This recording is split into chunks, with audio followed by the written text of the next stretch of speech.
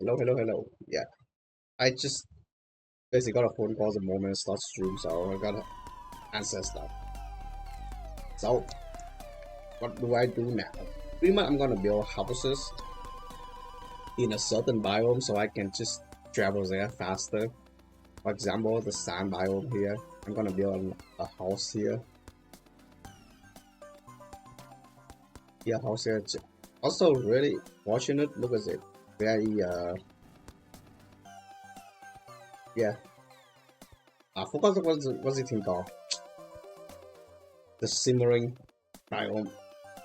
I probably need to build a house in the jungle biome too, which is quite nice. Yeah, like the wood is so massive, it's so annoying to travel. Especially the snow biome. Like look at this, there's a giant mountain here.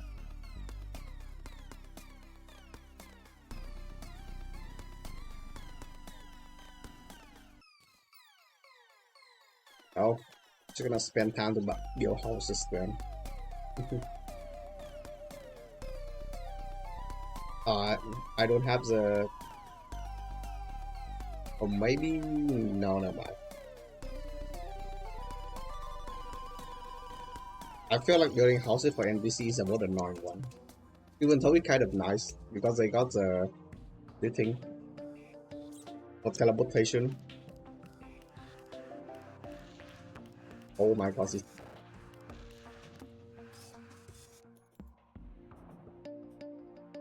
yep. You can go up to the sky island. You like the mountain, so yeah. And also the corruption biome is weird too. It basically like a giant thorn hawk, so yeah. And all the shadow orbit here.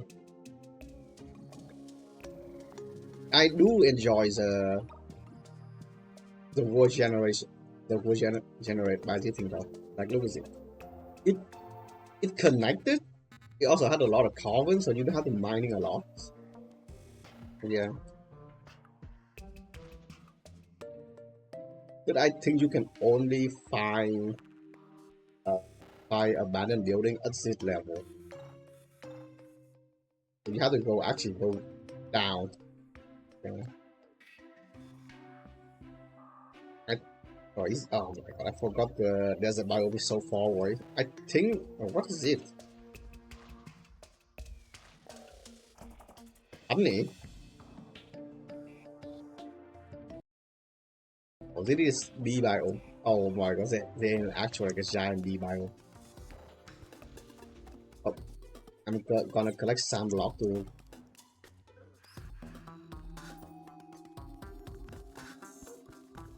collect the sand block to craft the sand brick and your houses. For not snow biome, for desert biome.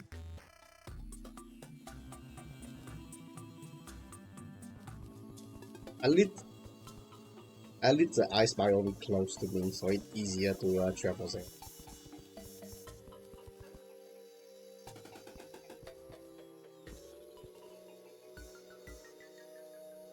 I hunted tome can be found while exploring Dark Specular and in Dark Specular. Like what is that thing?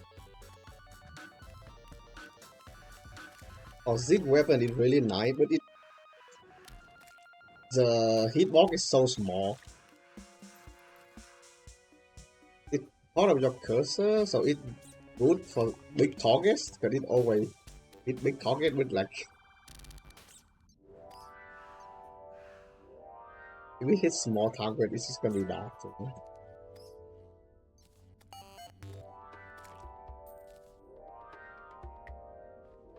I think I can travel to the desert biome if I can find a lot of the Minecraft shop. Oh, so yeah, trap, sorry.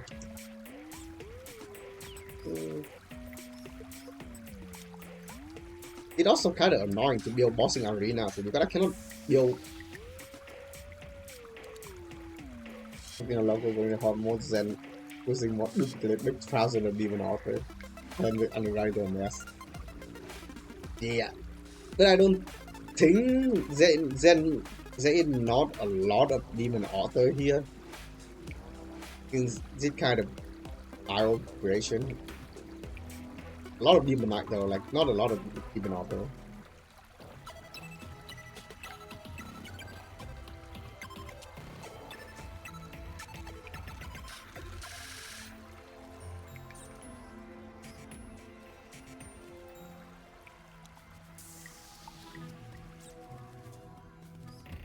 Okay, this mod adding a lot of bat though. Like I killed like 300 bat or something. Yeah, 300 bat, 8 bat. And I'm not even like further travel that further down.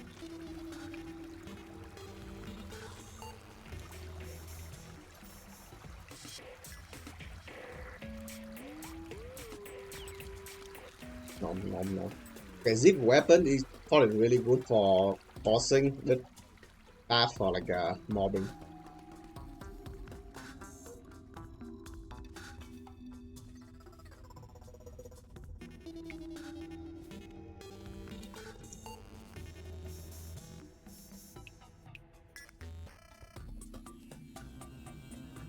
One thing I do like about the mod is that they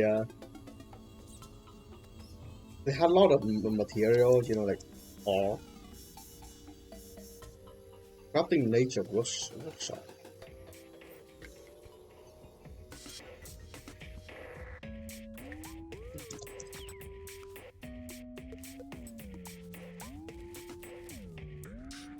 No.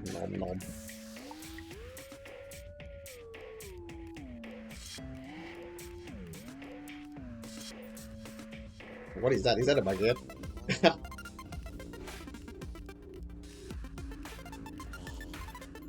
Wait, caught in the milk. Oh yeah, because they are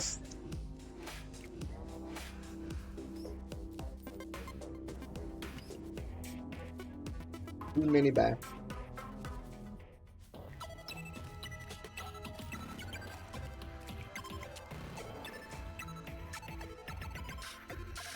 Okay, I think I'm gonna head to the desert biome, getting a lot of sand and build houses after I make wake your morning again.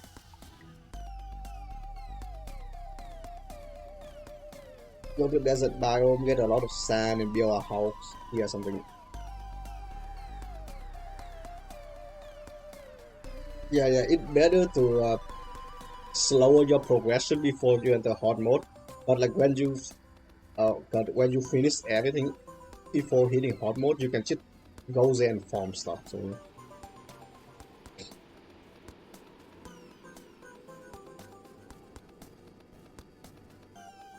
like that's why I always stay at pre-hard mode like really long. So before I can do something.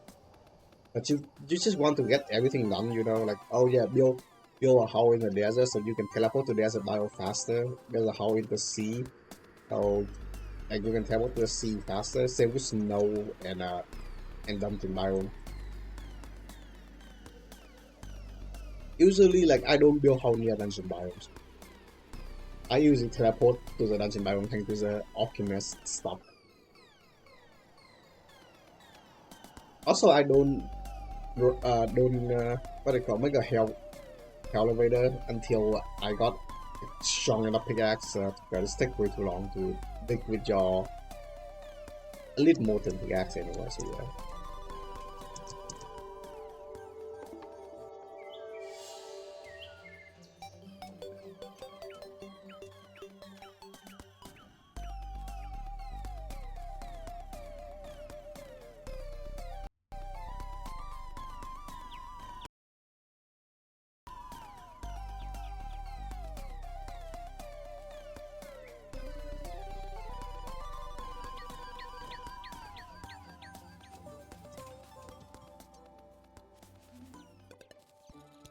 When it comes to progression, the hard mode always progress way faster than pre-hard mode. Because like pre-hard mode, you spend more of the time like you know trying to gear up and grinding. Like when you hit the hard mode, you already know like what you need to do. And most of the stuff later on in hard mode is from bosses. So, like at a certain point, you just your bossing arena in hard mode and that is.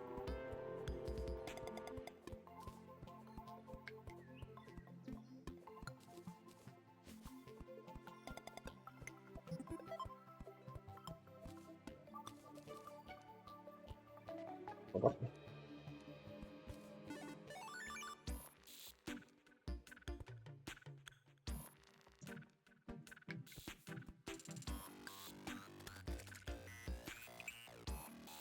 Not bad to build houses, but I don't.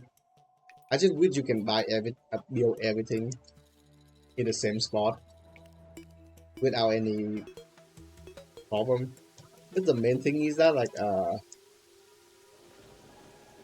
it it kind of nice now because like the game force you to build houses outside of your main spawning arena, so you can teleport to other place faster. Yeah,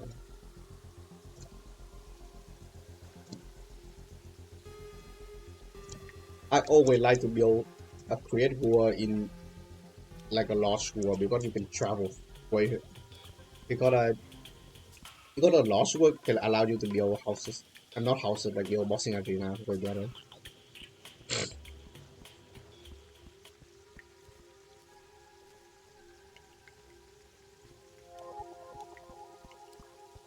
Yep, Terra spot would is good, but it also really annoying to get mainly because of the lava charm.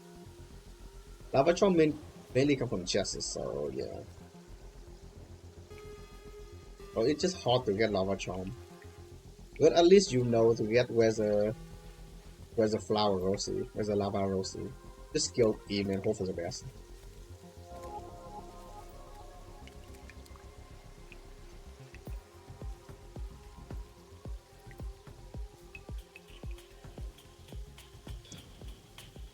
Yep, the lava charm is a nightmare. Like the water walking boot is easy to get. All you need to either head to the water biome and hope either sea ocean biome and hope you can get it. So yeah.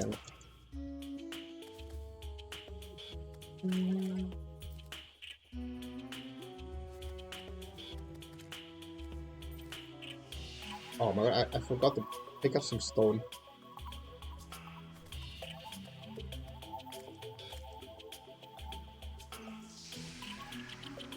A lot of accessories are easy to get. Look, the most annoying and hot one is I think is a lava charm and then what lava charm and the on green. The on green, the reason it's annoying to get is just mainly because you have to get it in the jungle biome and pretty hard mode jungle is really hard. Like even if you have the entire molten armor set, you still take a lot of damage. So, I mean, it's more annoying to get the lava charm rather than stuff. Oh my god, I forgot to get some silk. I think I can grab a loom, right? Let me see. What do I need to grab a loom? Just sawmill. Okay,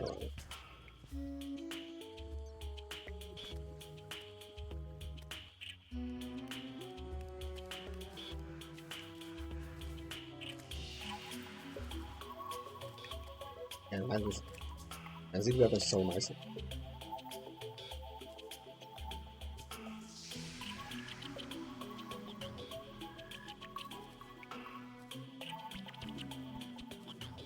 Okay, I need a loom.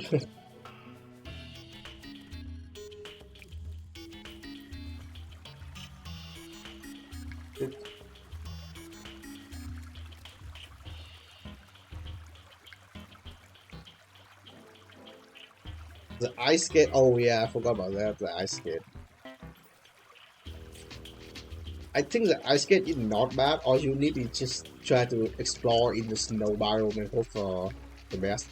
Because like the snow biome also gives you like a boost of speed too, like the wind wake boost something so yeah.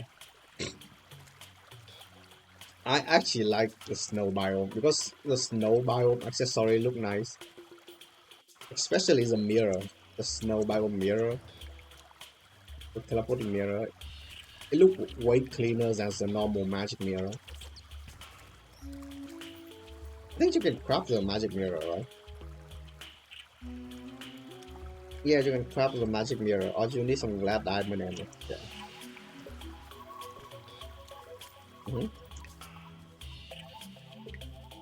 Snow biome is nice, but it's also somewhat annoying because of the chill debuff. Makes you slow down.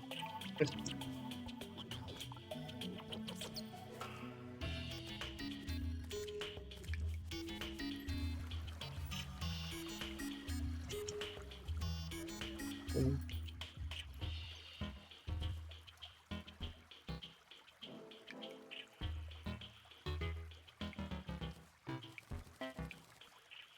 okay, this should be enough for 2 bear.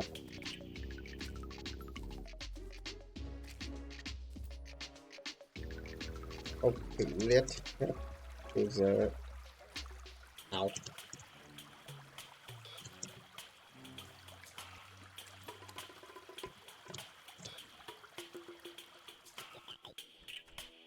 The one thing I do enjoy about the spirit mod adding a lot of stuff, right? Like we're not bossing, more likely the biome. They had like Z biome, the bright thorn biome, I think. And like I think Z thing like from I think this spirit mod from the spirit mod, right? No way is it from the other mod. But yeah, I feel like spirit mod kind of lack in terms of bossing because I checked the mod checklist. Most of the boss you fight it doesn't have post moon law. I enjoy both post moon law. I enjoy mod that had a lot of like post moon law bossing more than the pre moon law. I mean the spirit mod is just for checking, make sure like it doesn't overkill.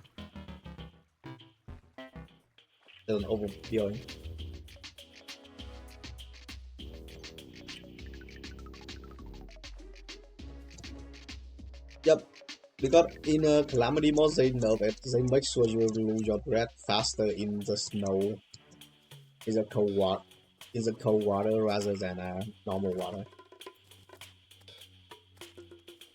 I think because they kind of they fix the debuff, the freezing debuff or the chill debuff, make you like basically losing your breath faster.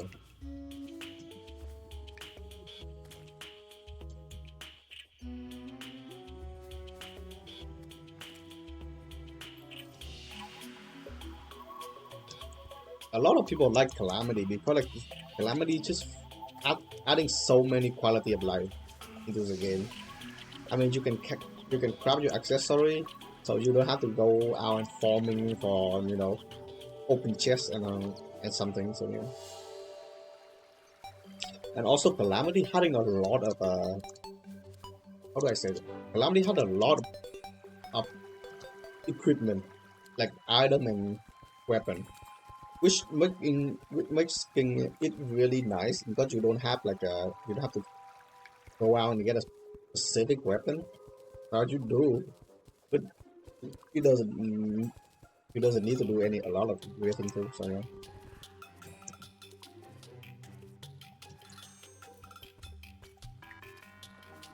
A lot of mod has the problem that they adding a general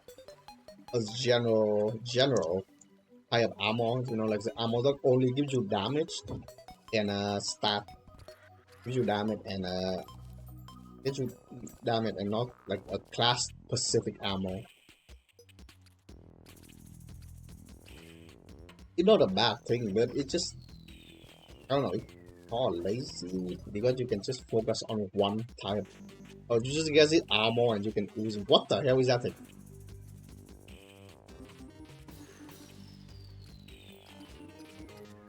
Mm-hmm.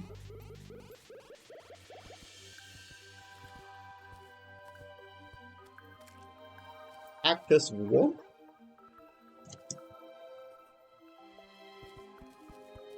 To be honest, Calamity could be considered a standalone game due to how much it gives you. So, yeah. Oh my god, I cannot even build a house in here because there's so many people, so many monsters keep spawning.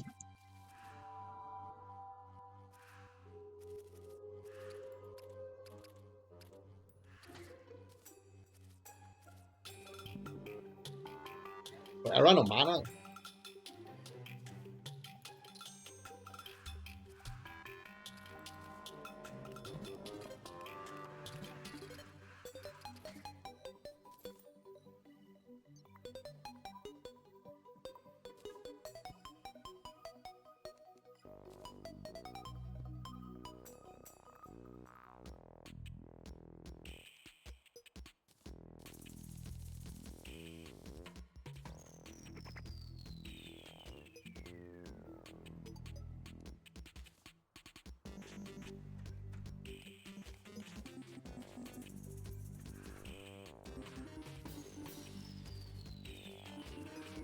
I think the spirit mod should like an add-on. I mean, it's an add-on for your vanilla, so they don't want to make the game, like anything post Moonlaw. I mean, it's not bad for doing this thing, but not my type thing. So.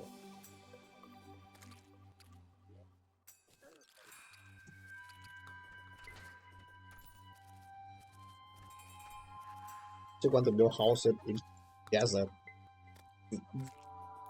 They spawn more enemy in desert from is it more rather than the jungle biome? What the hell?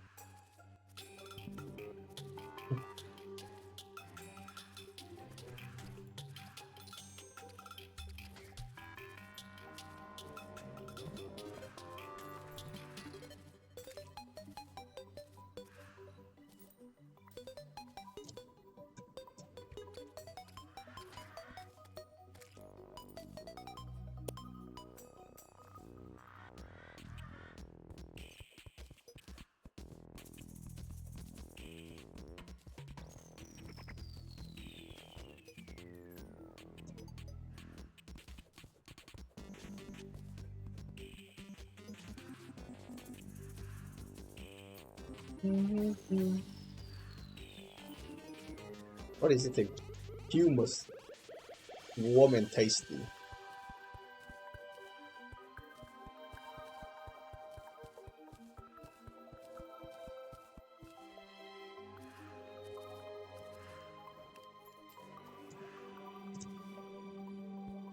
I think after Z mod, I would try to find awesome mod. I'm not gonna go for Calamity right away because it's Calamity. Not gonna waste it. I think after Z mod, I think there is a mod called the Starlight River or something. Oh shit, is there already someone moving in the house? I'm not even finished building the house yet.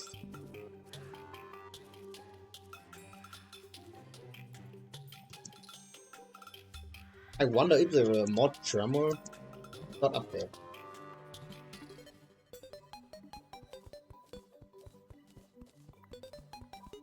Dude, I actually glad that the modding community updates the game now, update to like 1.4, and they're adding a lot of stuff.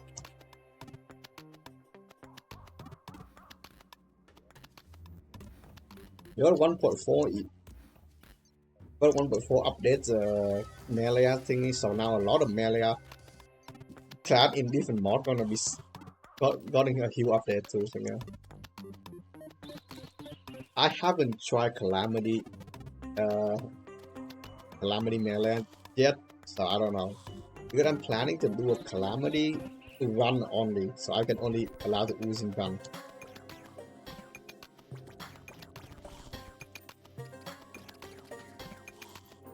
But it.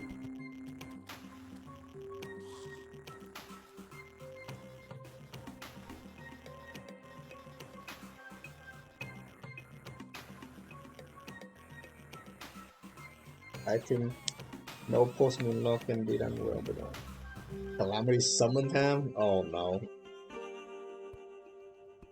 Is that I don't hit the summon clad? It just oh my god, summon clad is so annoying. But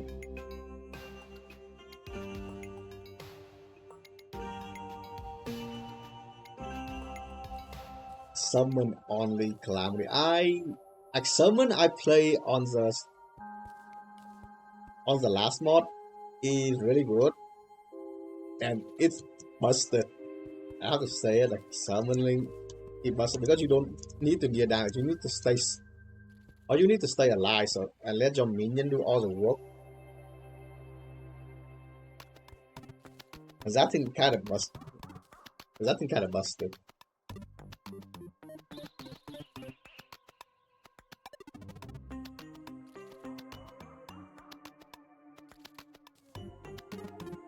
I just imagine you don't need to do bossing. You just hit the boss with your whip and run away.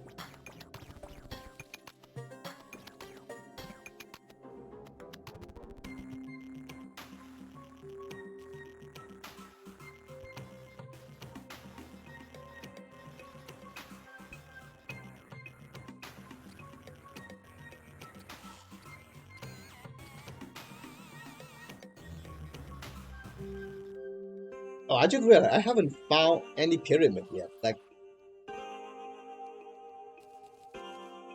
it's been a while and I haven't found any pyramid or something pyramid related. Like, this is the third mod, and I don't think consider this thing a pyramid because it's part of the mod. It's already like a built-in structure, so yeah.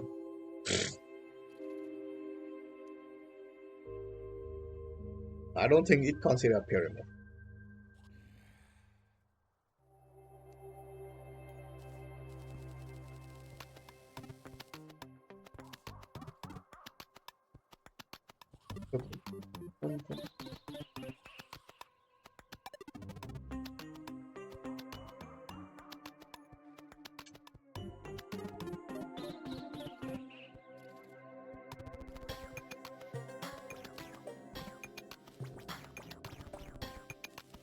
You cannot replace the door with the door. God damn.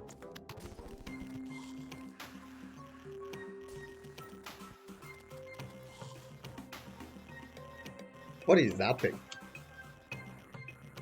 Chest zombie. Oh, oh, the chest zombie also drop an anklet. What? The marksman stuff. Craft from food. Also, this is a ranged weapon.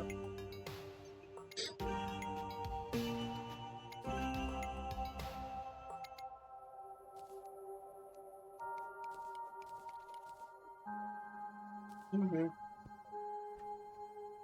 Okay, so how do I gonna expand the thing without let it collapse on me? Oh no.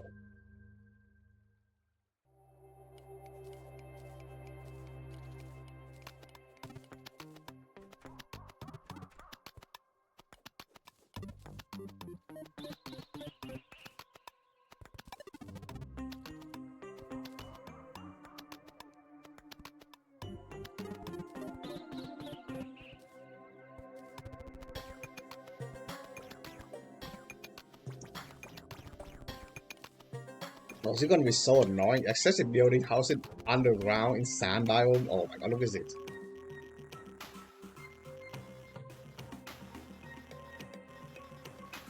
True melee calamity. Yeah, I don't think it's a good idea to go for true melee calamity. Because more calamity models and but they don't wanna let you stay close to them. But especially like the mech bot. The mech bot in calamity, like you have to it surround you with countless items. So I don't think it's even a good idea to kill calamity monsters yet. With a melee only. I tried it. I think I gave up halfway after I killed Jaron.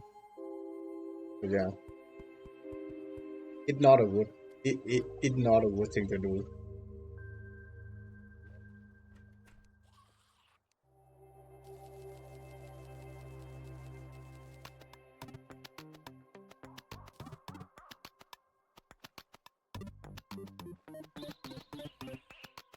In copper so only. I, funny enough, I actually think of it. I'm thinking of not calamity, like try to clear Terraria with a sauce with a wooden soul only, but I have like a lot of mods to to buff up the soul, like the enhanced mods and the some machine mods to basically buff up the weapon.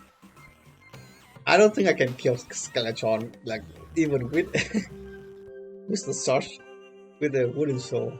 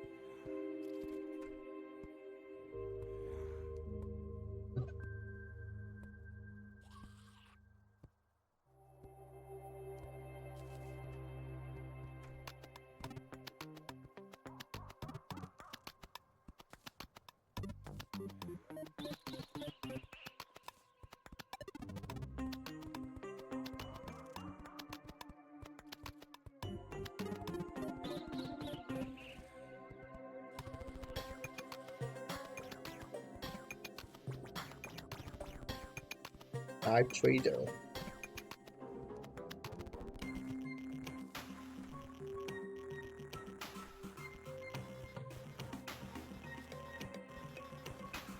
Huh. The wooden sword, not the wooden, the sand door quite strong. I don't know. Is it because the ant lion cannot break down the door or something? It's two different leveling mod stack. I'm not sure though. They a mod called money equal power.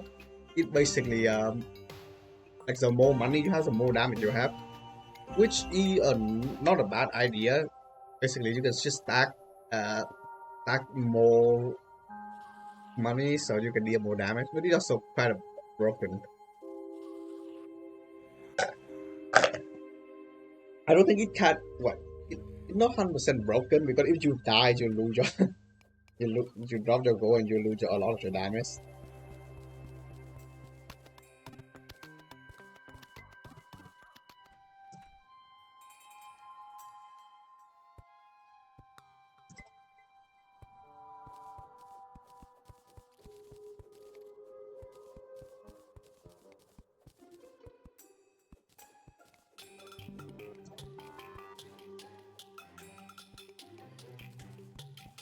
Some of the mod are fun to play, but some of the mod is really annoying to uh to really annoying to do. I remember when Torium not first came out, when Torium first uh export to when Torium first we go update to 1.4, right? There is a massive bug in Torium that's a that's a mob still spawning even though when you're fighting bosses. And this bug actually tilting me because like I almost killed the boss a couple of times and I got stopped in my track because of the monster spawning. And it and it broke me. Oh my god, this guy.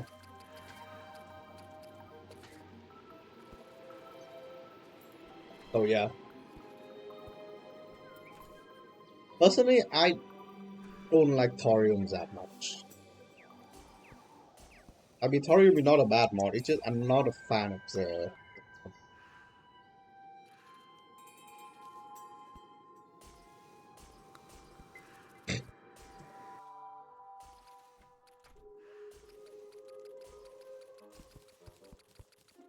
I think the Redemption mod is like my favorite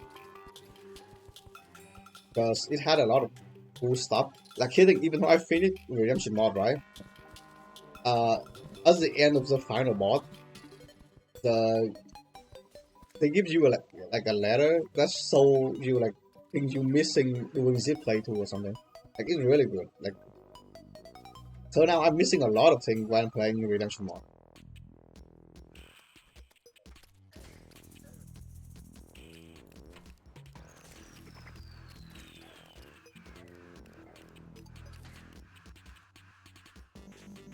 Have to collect blood crawler is a crimson Wi-Fi. Yeah,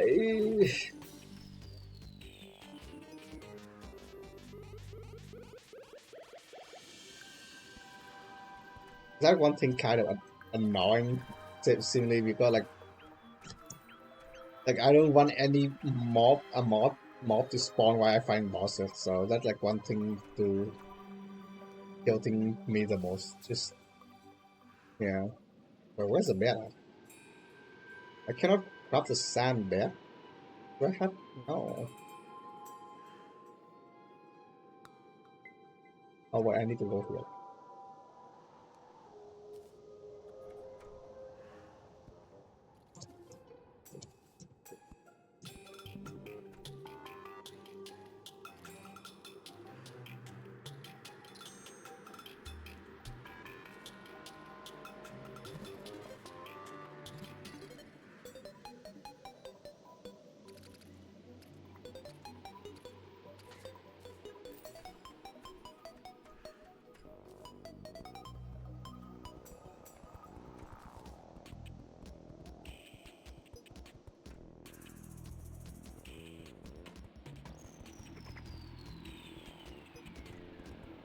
I didn't realize like the master mode now, it's just basically like the used to be like expert mode. I saw a person who tried to play Terraria for first time, right? So he chose like the classic mode, right? And I just saw like a slam deal like 10 damage to him, and it just make me feel like okay, I played the hard mode so much. Like, I thought that he had like a bug or something, and why this slam is so little damage. But yeah, like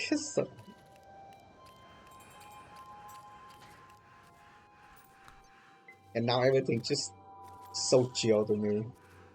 Even though the hard mode is just buffing like everything, or not hard mode, the expert mode now. Was the water also buffing a lot, right? If I recall correctly.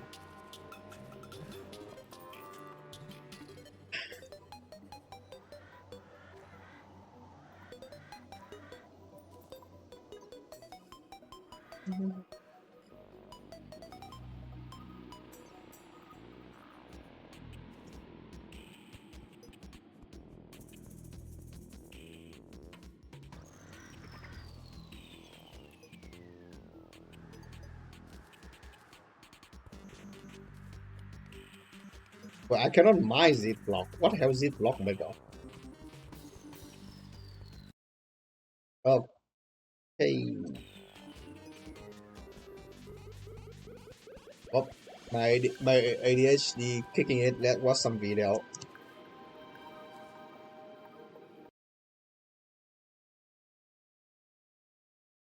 Wait, is there a kid content are insane? As no surprise to anyone. I feel like children content are also insane too, because like especially some of the video I watching, well not videos I watching, like some of the clip I watching, like it not even brain rot. It like some weird kind of like sleeper Asian kind of cold war type thing.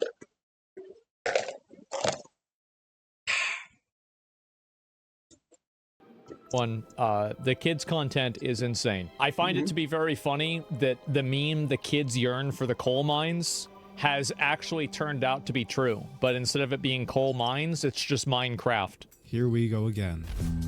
Uh-oh, YouTube kid. YouTube kids. Oh boy. Oh Minecraft boy. kids content is among some of the most popular and profitable niches on the YouTube platform, and has been ever since the game came out. It's what I, and probably you, if you're watching this video, consumed in some capacity growing up. However, I did not. I was too old. Yeah.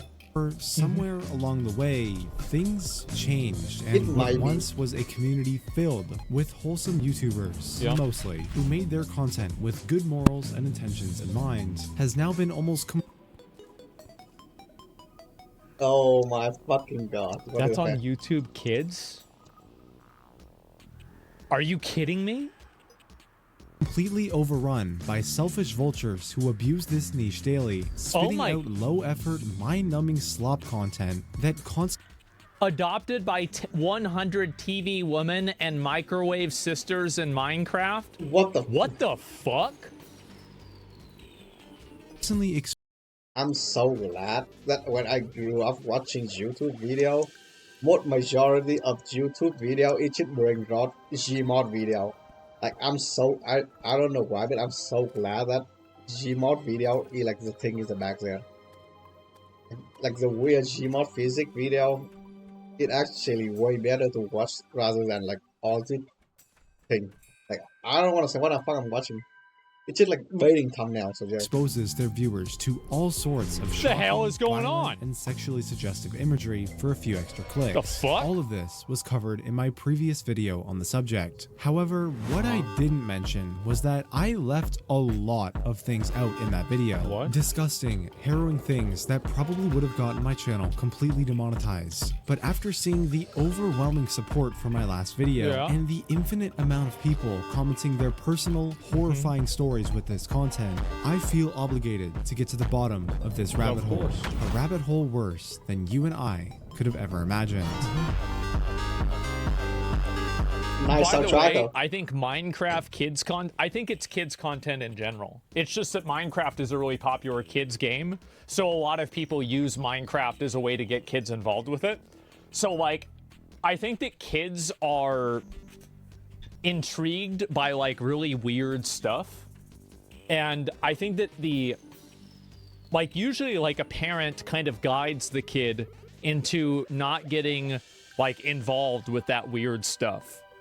But like, I think on YouTube, they're trying to do the exact opposite. What parent? Oh, the parent's the YouTuber now. Yeah.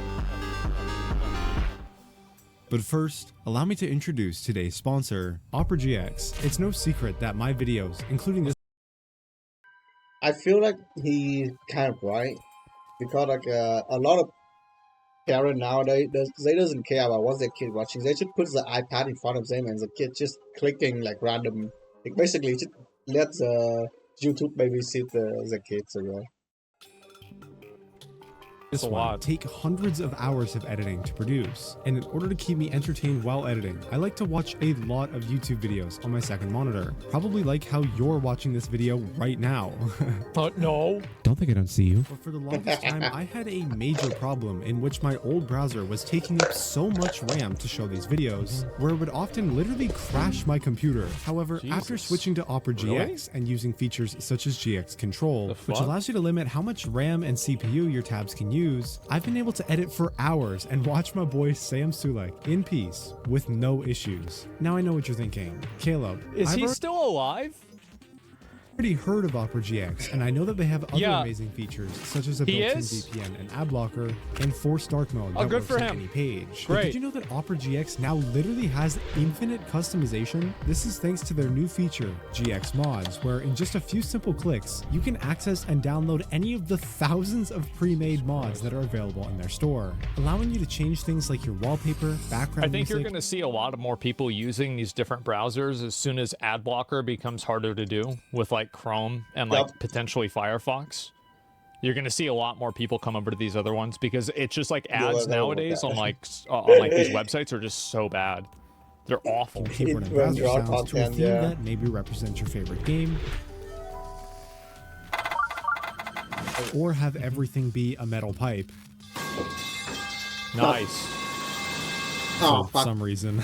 The choice is yours, and it's as simple as clicking this mods tab here and searching the mod store for the one you prefer. My favorite recently has got to be this Minecraft fireplace.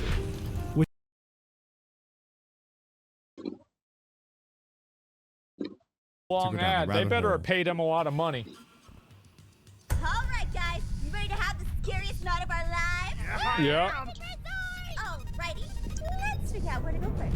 The video you just watched is from a channel called Afmal. Afmal is one of the many content creators on this platform who makes Minecraft videos specifically catered towards a very young audience. Upon first glance, this content might seem pretty cringeworthy.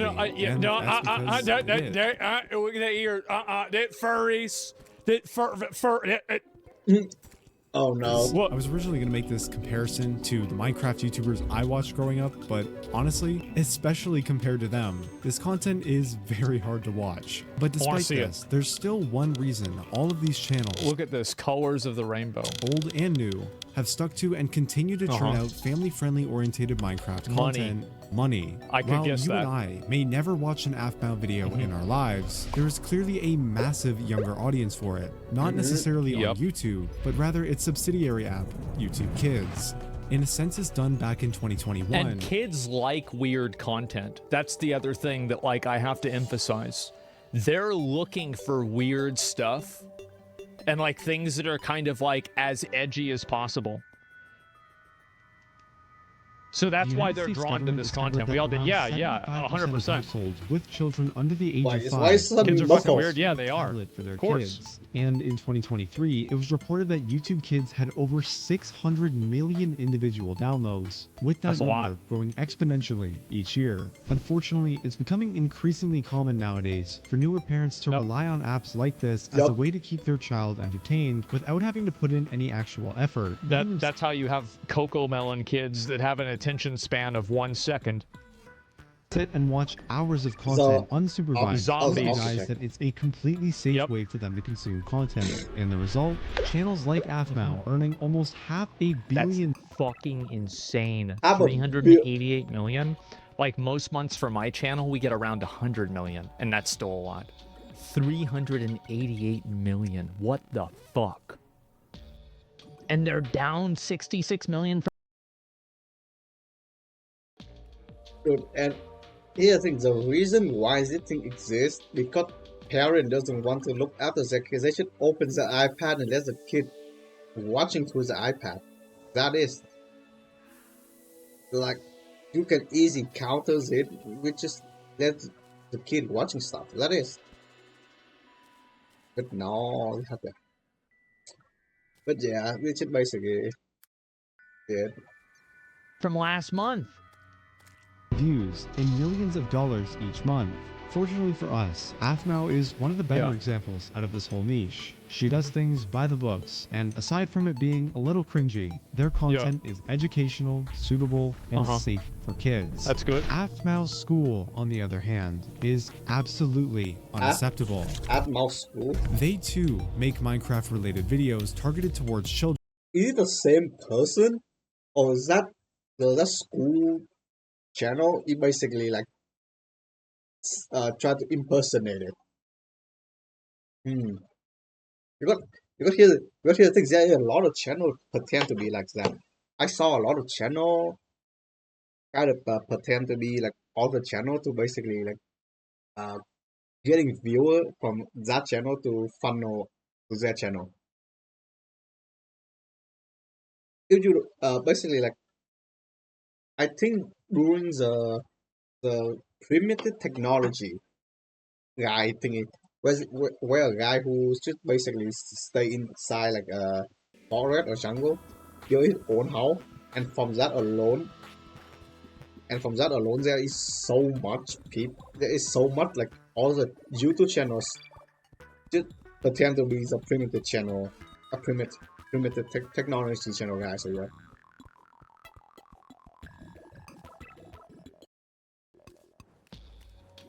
Children. However, the methods in which they gain their views are a little different. Instead of building a reliable and trustworthy brand that both parents and the young viewers who watch can trust, they resort to imitating an already well-known imitation. Yeah. What? Yup, imitation. God damn it. Oh my god. Ooh boy. The family-friendly content creator and uploading content that uses their original characters in all sorts of sexually suggestive or straight up violent ways. What the fuck becomes mermaid prank crazy doctor where he's cutting somebody up?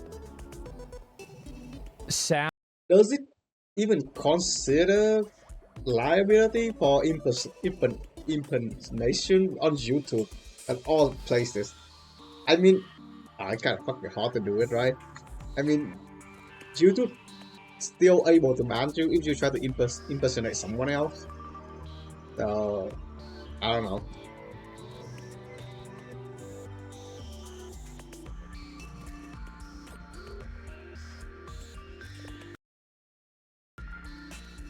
Ad story was kidnapped with a saw. Floor is lava. Toto. Robbing a bank. Sorry, Toto. Oh, I'm just reading some of these. AFMAO became pregnant.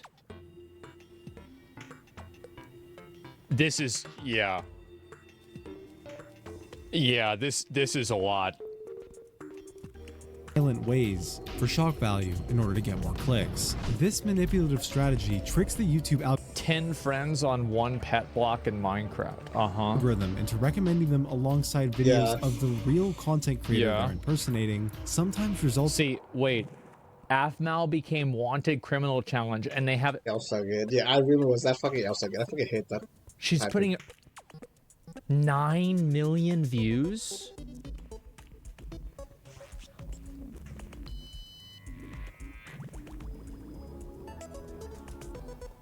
In these also, yeah, remind you, majority of this type of channel is outside of Western world, so it really hard. And because of the copyright strike law doesn't do anything. Like it unable to touching them because like they outside of the US or like any Western world. So yeah, the better way is you can counter it. You just hope that YouTube bans them. To be honest, so yeah, ban them for impersonation.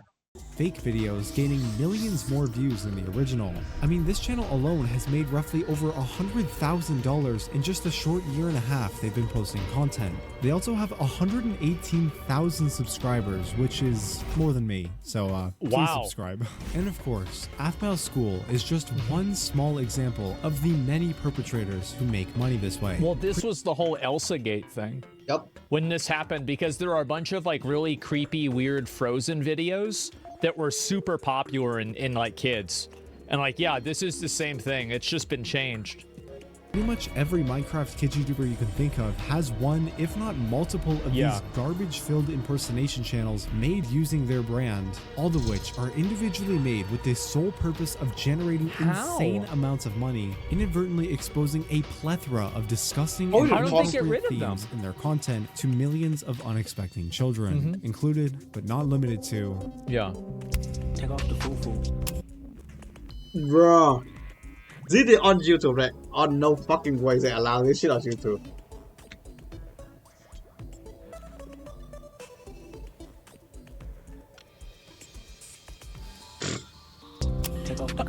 I just... Oh shit, a zombie. Aphmau escaped from Girl Apocalypse Challenge, and it's her with these big boobs and an AK-47, and these other ones dressed up like... Look at the fish. Sexual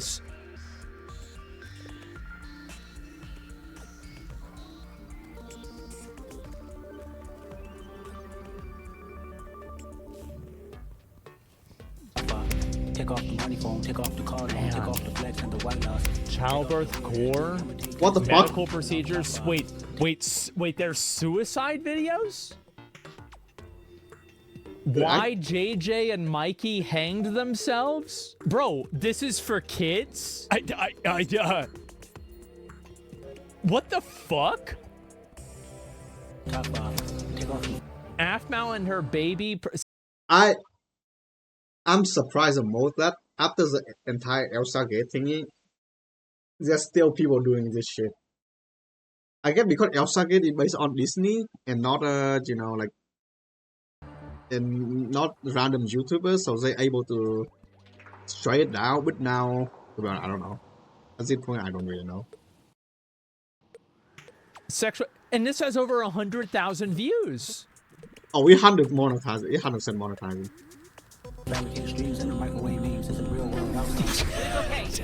The question marks. What the fuck? I have a gun. We just tied you to the bed. Just don't what the shout. fuck? Everything will be fine. We're going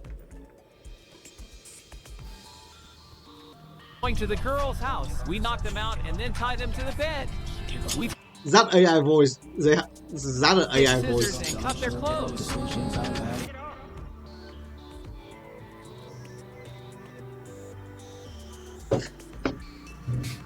No fucking shots. They actually do. This is like shocking. Wow. But like I said, I've already discussed this before in my previous video. However, what I was very stupid to neglect at the time was that long-form video isn't the only form of media a person can consume on this the platform, short video. with the other obviously being YouTube Shorts, to which I've come to learn not only has all of the same problems, but for a myriad of reasons, is actually so much worse. How? By doing as little as searching up Minecraft in the YouTube search bar, we can find a plethora of different channels posting these quote-unquote What the Minecraft fuck? No.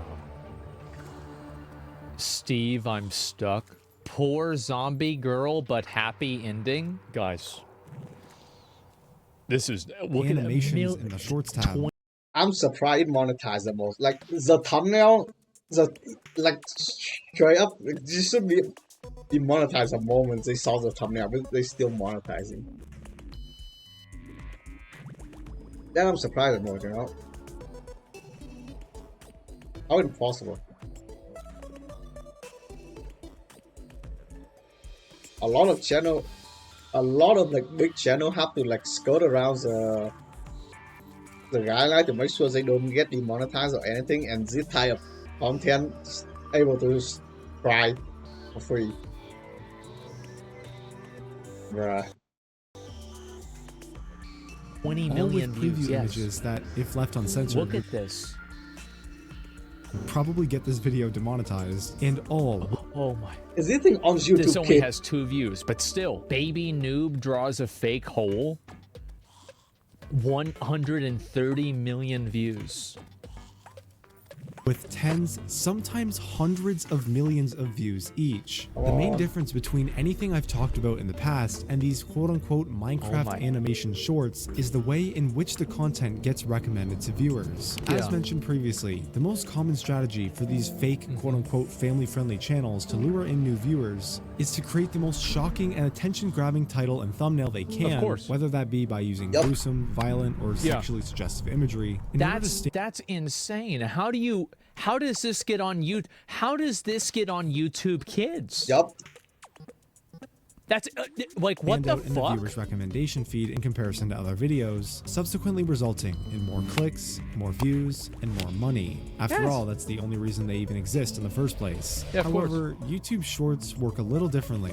Since YouTube limits their shorts to a maximum length of only 60 seconds, as well as having no support for custom thumbnails, these channels instead lure the viewers in with the actual content of the video. And yeah, very quickly it becomes apparent that these quote-unquote animations are just straight softcore pornography using— How the fuck is it? And look, by the way, 1.1 million upvotes. That means this video, like, if you've got 1 million upvotes, that means this is like a multi-million view video. This is massive. Like at least like 3 million views on that Minecraft video. to mask itself as family-friendly content to bypass the YouTube Kids algorithm. Oh my to get, god! like I said, tens, sometimes hundreds of millions. 26 million. 26 million. These channels specifically abuse the system and take advantage. 26 million views and nobody in the moderation team even know about it. How impossible? Like, how do you even— I mean, like, how do you even look at it and say, oh yeah, this thing fit for our content guideline, it doesn't have any problem? Like, how? Advantage of the way YouTube Shorts are set up. Everyone knows that YouTube Shorts has this sort of doom scroll / infinite scroll interface, where instead of giving the viewer a bunch of random recommendations and then allowing them to specifically choose what kind of content they want to consume, just gives you one. The app practically just shoves a bunch of random videos in the viewer's face without a choice, and no matter how much they might not be interested, they will always watch at least a small portion of it before scrolling away. Channels like 11.3 know this, and that's why they made sure to put Minecraft characters that look like this in the very first second of each video. It's not even like they're trying to hide it. This channel, Alex and Steve Animation, which has 5.5 million views, 5 million subscribers. How many do you think they are actually grow or like grow? No, not grow, like even teenager.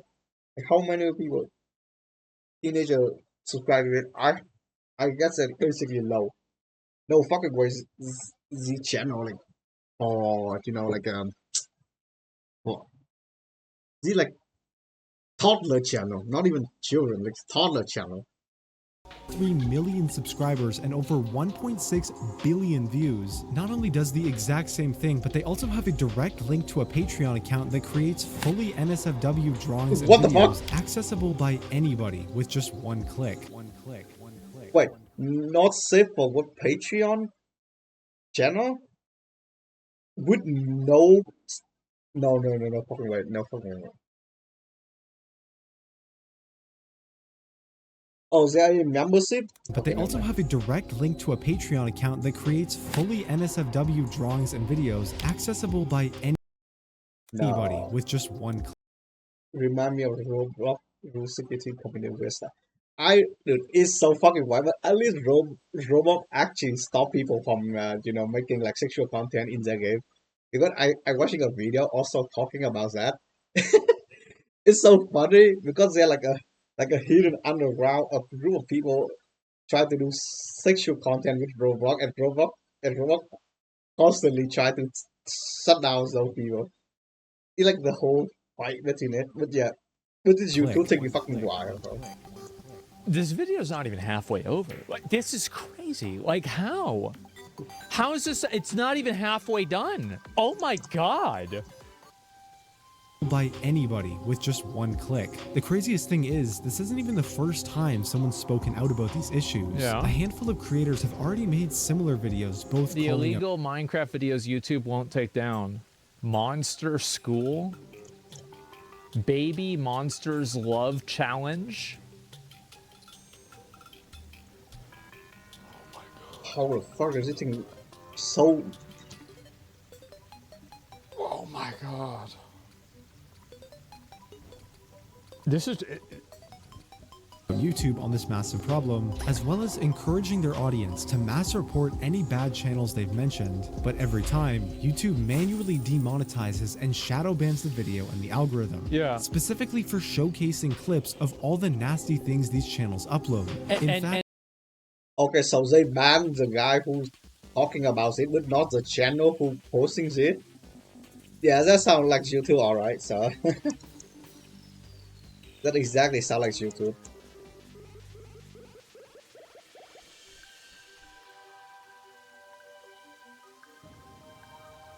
Oh my god, he still didn't sell me the teleporting stuff. And by the way, look at the views on this shit. This is crazy, and look how fast it's going up in a lot of these cases. They're popping off like crazy. In fact, a friend of the channel Yes, and fellow code model YouTuber Mr. for- Epic uploaded 2 separate videos calling out these channels to YouTube while taking the extra step to manually. To be honest, the entire thing is so fucking wild to me. Mainly the Roblox stuff. Because I 100% this thing, like the only thing, because I mean there is microphone in any type of like it's basically rule 34 of the internet. Like if it exists, there might be phone about it, so I'm not surprised. Like, but the main problem is the market to children. The entire thing is market to children, and they using it to basically like making money and basically distributing like graphic images to bunch of kids. So yeah, on YouTube, on the public website, nonetheless, like they did not like on Discord or like on some like underground chat group chat or something. Is it on YouTube? Is it on the public website? Oh yeah. blur and censor Yeah. anything that might be considered non-advertiser friendly. Yet Right. still, despite his best efforts, both videos would get demonetized. All the while, Of course. the original content that was being used in his video and all of the channels related to it are not only still active, They're but continue monetized? to remain fully monetized as well. So basically, How does this happen? This is insane. I'm just wondering what happened with those 2 videos that got demonetized. Can you kind of explain the situation around that? First one, which I uploaded last year, that one was demonetized after about, I think, 2 days. Interestingly, what happened was, rather than the video just outright being like a stop being pushed and stop being showed, it actually like did this weird thing I haven't seen before, where it like intentionally blurred the thumbnail. I hadn't seen that happen before, but I was like, oh well, that sucks. No, I want to see it. Oh, fuck it. Okay. So it's not blurred, at least on mine. I don't know, maybe it's blurred on somebody else's, it's not on mine. It could have been changed. Oh, that sucks. The second video I then uploaded, which was only a few months ago now, I was a lot more careful. Like, I went out of my way to censor it even more. Interestingly, this time I actually got more information because I had like a partner manager who I got around the time, and he gave me an update saying that basically it was the thumbnail once again, despite me obviously censoring it more than the original thumbnails, but also this 1-2 second clip of like, I don't even know what characters they are. They're like some weird like kids characters in like a somewhat provocative looking position from another YouTube video, mind you. And that was basically it. And this was after a human reviewer plus my partner manager pushing to get it unage restricted, and then nothing could change. So yeah. And at this point, you may be wondering. It's like, I wouldn't have a problem with that if like YouTube was also demonetizing the other ones. Yeah, but YouTube doesn't demonetize. What's so crazy about it is that this happens and then YouTube doesn't do anything about it, or even more than not doing something about it, they effectively kill the content of people that are trying to talk about it and draw attention to it. Why? Why would YouTube, despite obviously having the resources and ability to do so, still not take any action to fix this glaring issue with YouTube and YouTube Kids, but at the same time actively silence anyone who decides to speak out and make a video about it? Well, we can't be certain, but my personal theory is that YouTube has been aware of it the whole time. Viral break, cringe icon. I don't know. Like, I mean, I feel like YouTube know about it, but they play it like they don't know about it to make sure they don't liable to get, you know, into trouble. But still, they at least do something about it, you know. Oh yeah, we're doing about it, but there's so many people posting it, so we just decide to try to shut it out. But there's so many channels doing it, so we keep trying, but there's still more people. It's better just to demonetizing like a few channels like that and move on. That's like, think about it. These channels generate billions of views and, by proxy, an unfathomable amount of money. This revenue is generated entirely from the money advertisers. I don't agree with this. The reason why is that if you look at, like, for example, Elsa Gate or like other advertiser adpocalypse situations, I think that allowing this to happen, and then if people draw enough attention to it, everybody gets mad. I think it's damaging more in the long run. I do. I think it's damaging. Like, yeah, they might be making money short term, but the long-term damage that it does to advertisers is probably like infinitely more. Pay to have their ads displayed on these videos, which honestly can be a problem in itself. I'm sure Apple would be just delighted to know that their ad is getting placed on a video and where a popular children's character gets buried alive. Like, what? YouTube splits this ad revenue with... I mean, look, Apple has the... yeah, why would Apple wouldn't want to have that happen. Apple wants those children making those phones. Yeah, why are you burying the kid? Put him back in the sweatshop. Of course Apple'd be angry about that. Creator giving 55% of the share to them and keeping 45% for themselves. Once you start to factor in the hundreds of other channels uploading the same inappropriate content that simply haven't been documented yet, most likely thousands if we include the accounts outside of... This is nuts. This is crazy. Like,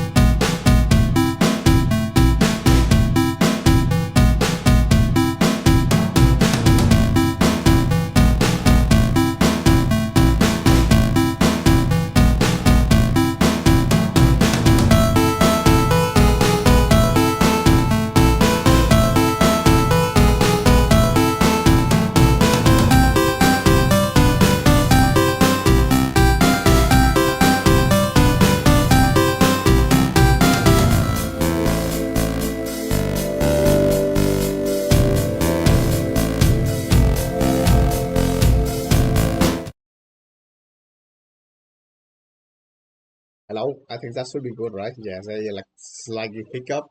Slightly hiccup, yeah. But okay, it's kind of weird for me because like all of these things should be copyright chapter, right? But if they like a copyright chapter, like how does it even flow? Like, I mean, because I guess like the creator doesn't know about it, so yeah. But it's still so fucking strange that this type of content just floating after the entire Saga thing, so yeah.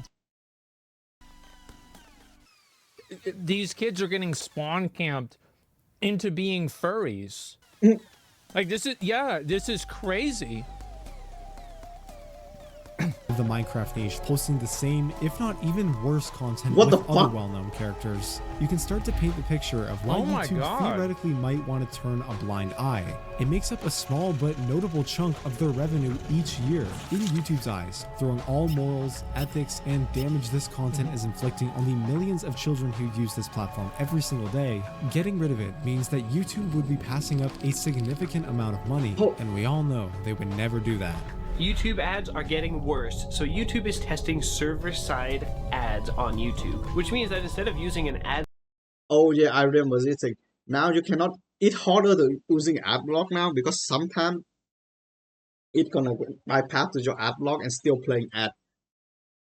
I I swear like it's fine for me to watching ad every 30 minutes, but like there's so many ads and so much of them is unskippable, it become annoying. Dude, I grew up watching TV and every 30 minutes they play a commercial for like 10 minutes. That's fine for me, right? But the main problem is that you play like every time you're watching a video, saying an ad that, and now I just had enough. I just gonna have ad block all my device. I'm not gonna pay you to like $15 for like premium stuff. ad blocker on YouTube to bypass the annoying ad that you get, you're going to be forced to watch it. So instead, they decided... Well, this is the problem, is that ad blockers are getting harder to use, and also ads are getting more deceptive and bad.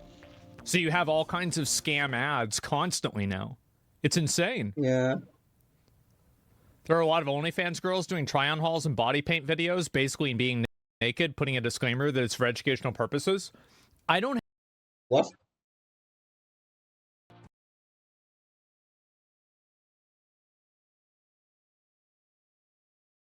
What? Okay, my YouTube stopped loading. What the hell? Oh, it's YouTube hurting what I'm saying about YouTube now. Oh my god. They shutting me. have a problem with people putting that content on YouTube as long as...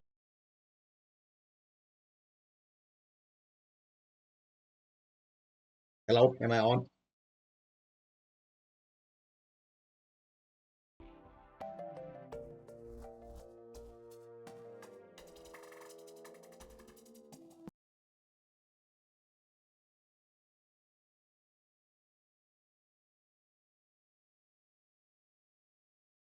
Uh-oh.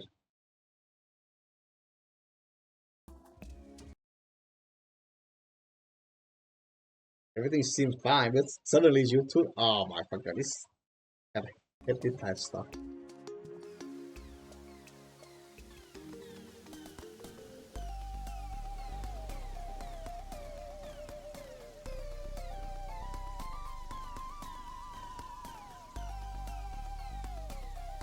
Yup.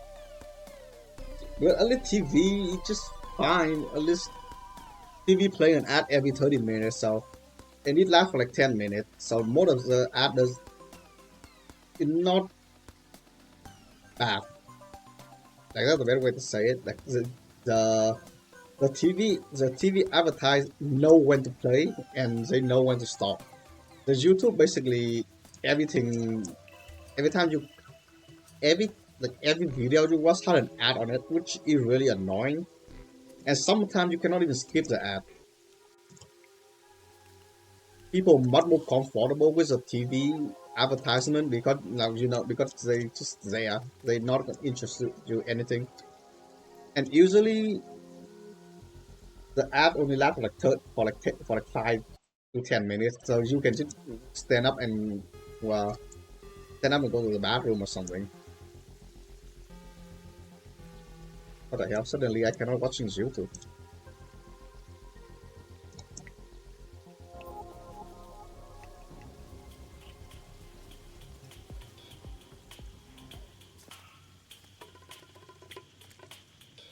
Oh. Okay, 1 second.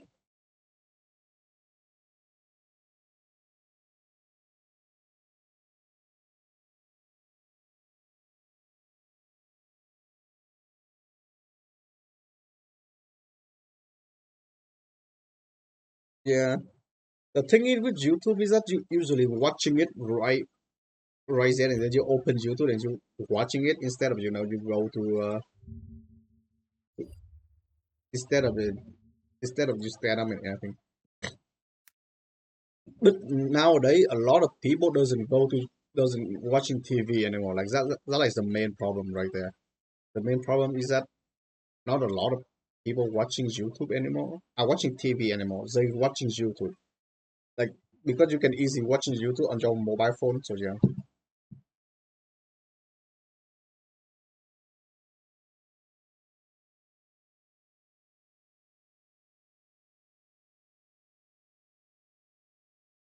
Okay, see, it's actually weird because it doesn't open up for me. What the hell? Suddenly,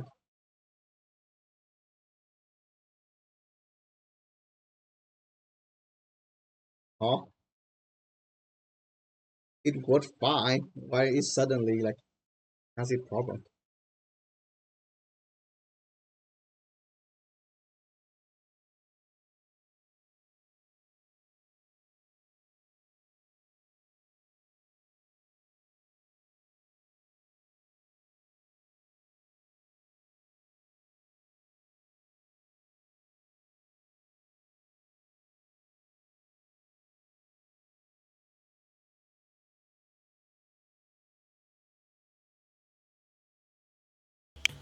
Okay, I'm gonna wait. The jungle genre is just kind of weird because look at it. But yeah, like when it comes to ad, not a lot of people don't like ad. Oh yeah, rip.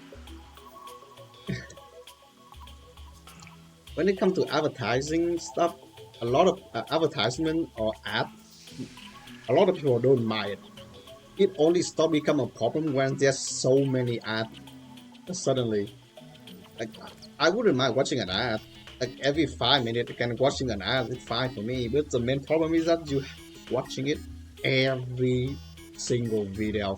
Every time you open like a new video, there is like a new ad playing and there are new stuff playing and all that stuff, which is really annoying.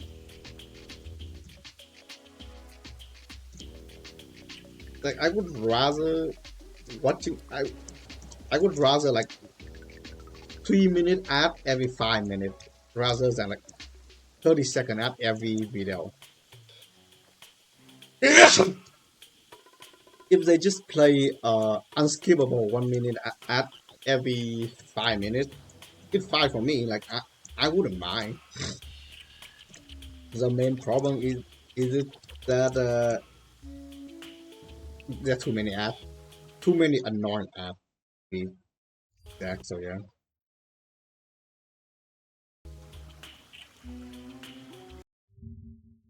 Yeah, I think YouTube up on me. Like I can't even watching video on YouTube. What the hell? Is it because I'm saying because I'm saying I got ad block and they cutting me saying it?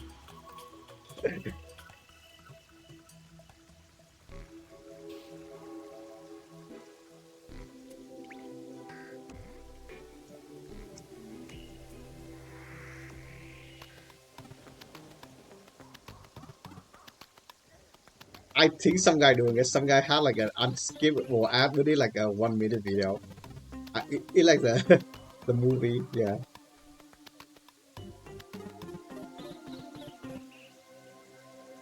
Personally, I don't think it's a bad idea to have ad. The main problem is just the amount of it. Also, some of the ads are really weird too, especially when it came to mobile app. Like some of the mobile ads, it look, I don't know, it doesn't. the thing I try to find out like if it actually advertise like the mobile game or not. I download a few games that advertising a lot, right? And none of the game that exactly how it show on the app. It basically for advertisement, but it's not 100% for advertisements. You know, there's still a small section for inside the game that look like how the advertising, so they can avoid that stuff. But yeah, long story short, advertising's trash. I don't like watching advertising.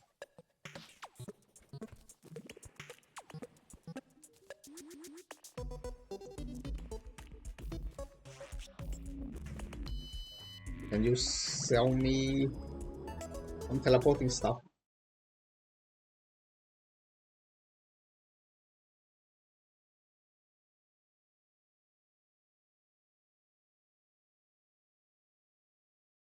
I cannot watching the video, but I can still access the YouTube.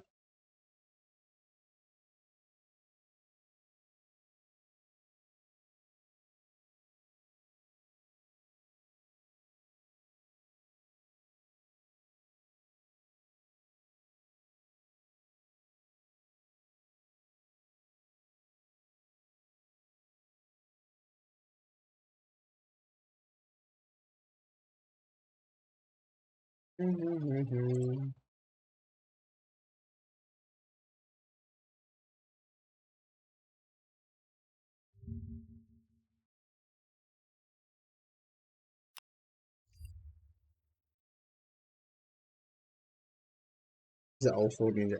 Yeah. Some of the some of the old thing is fine. Like I do enjoy some old school stuff. The old school game is a modern game kind of bad. Wait, no one can sell me the teleporting potion up there, a teleporting column up there.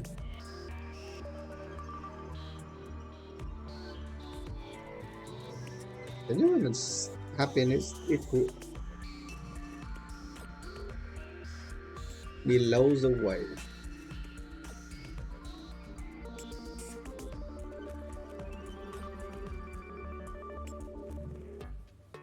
Ah, so annoying that I cannot.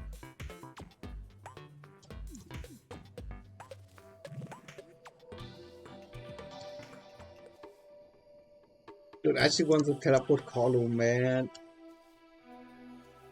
Can be eaten except for a lot. Wait, golden candy cannot be eaten with except for a lot of money.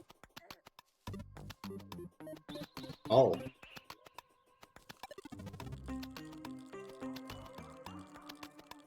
Wait, is it like the best candies there are like you cannot eat it, but it increase your life regen for 5 minutes.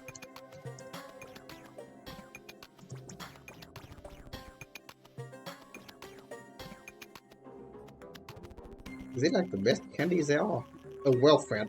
Oh, it only gives you minor, I guess it's still something.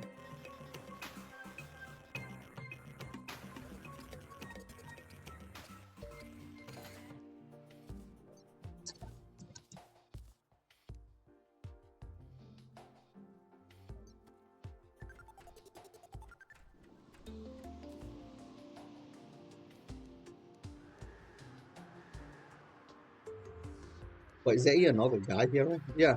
Where's that guy?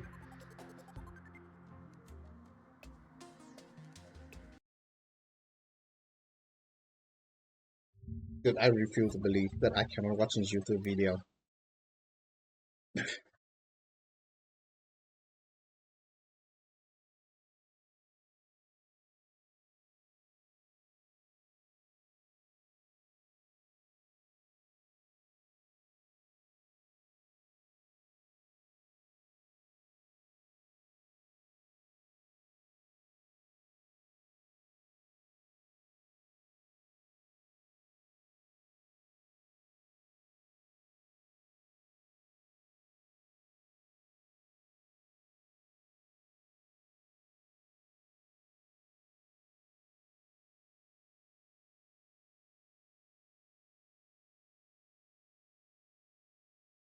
at least the Fruit Ninja is enjoyable compared to like other video game. That you just I mean hitting fruit compared to like other. I don't As know. long as it's age Oh restricted. shit! I don't like.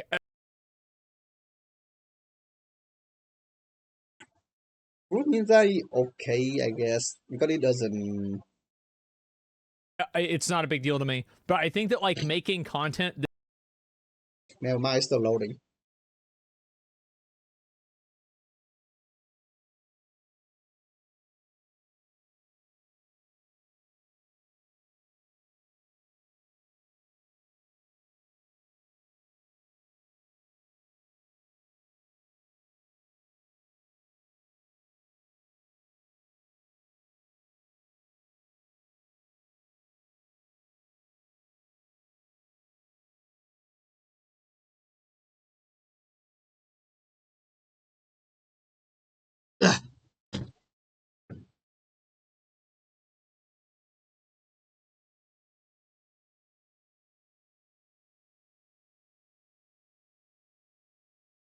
Oh, Temple Run. Oh my god, I haven't heard that name in so long.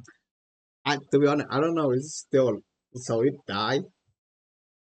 I remember there are like two Temple Run game, Temple Run 1 and 2. I think it dies the moment they release Subway Surfer because a lot of people play Subway Surfer now compared to Temple Run. So yeah, I think Angry Birds still going strong. Something. Oh my god. Oh, okay, never mind. It's still loading. Yeah, I don't think YouTube allow me to watch music video.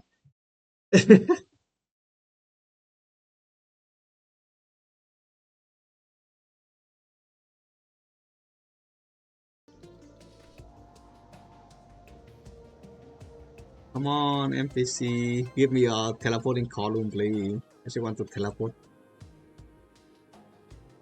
Okay, I'm gonna. I think. I think the painter really like sand too.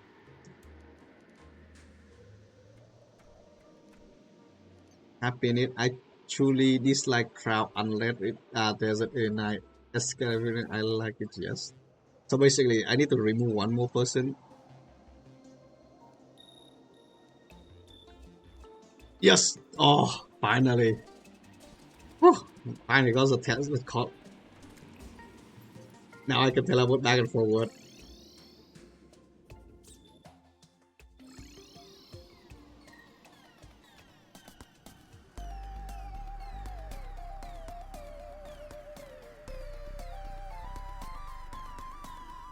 But I just spent like the last 15 minutes trying to make this video run for some reason, and now it just run for like few seconds and it died, bruh.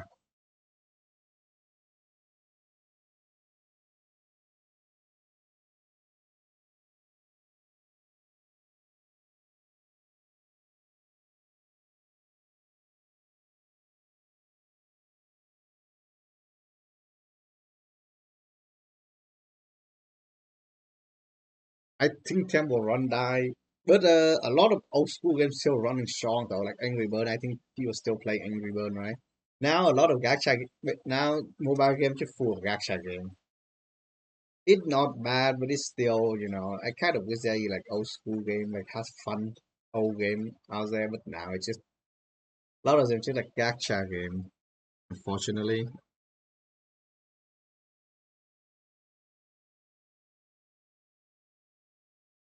Here's the thing, I don't hate gacha game, by the way. Like gacha game is fine to me. Happy with the Happy Wheel Soul is still going. Or they just die. Something I don't know.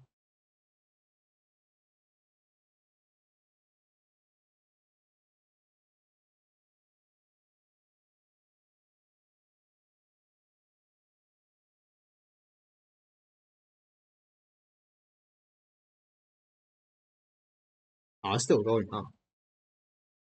To be honest, I actually kind of funny because I used to watching PewDiePie playing Happy Wheel. It's really it's funny though.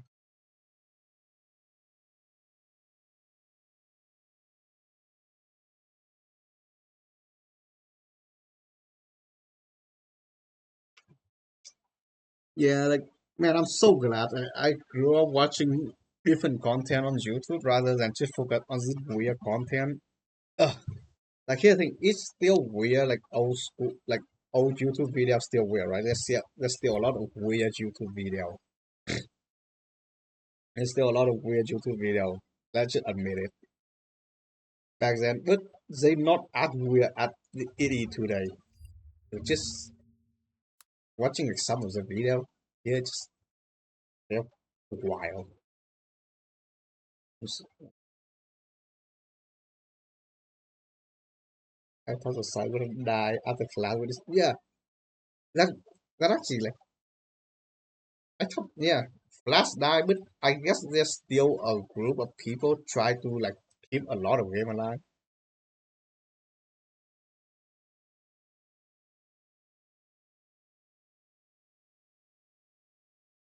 Maybe wrong though, because I I think Flash game is not bad. But I play so much Flash game. I enjoy it. Because the thing with Flash game is that to say not 100%. That does OnlyFans putting on clothes in an age-restricted Oh shit. video. This is totally different. To take the much easier route of ignoring the problem for as long as possible, knowing they have plausible deniability because they could just blame their algorithm or something like that. Yeah, sure. Oh, we had no idea this was such a big problem. It's just an issue with our algorithm. what? And quietly rake in massive amounts of money while simultaneously silencing individual creators who make Well, I keep loading. What the? Yeah, I think YouTube doesn't want me to watch this video.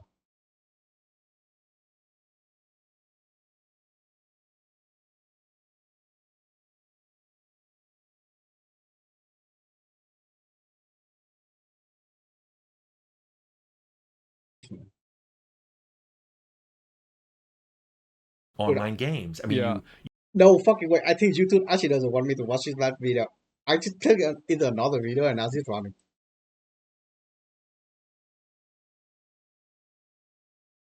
you pay to buy the game, and then you have to pay to have a subscription.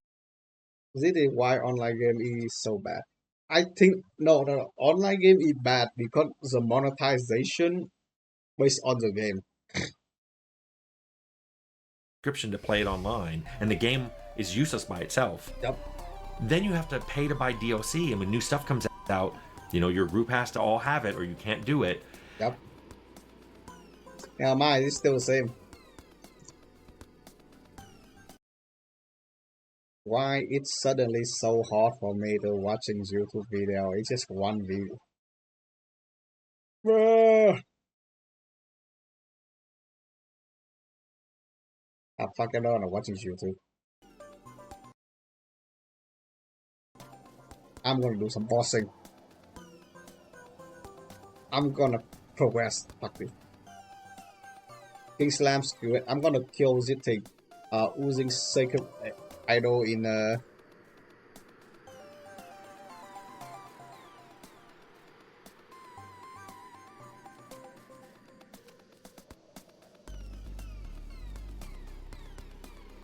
And then they add microtransactions in on top.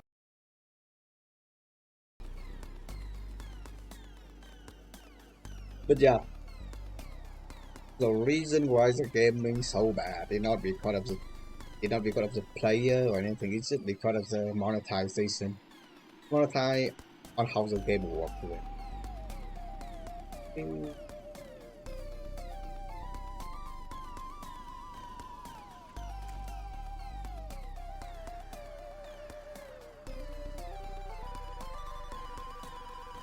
Wow, that's a lot of regen potion I got. What the hell? I got like 30 of them. Iron potion for a mana regen potion. Hell yeah. Mana.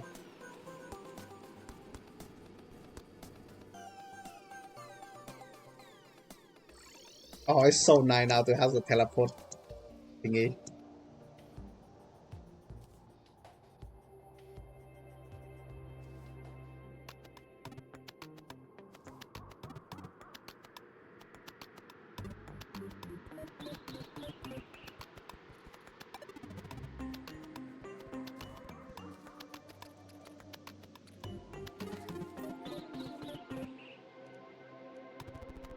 I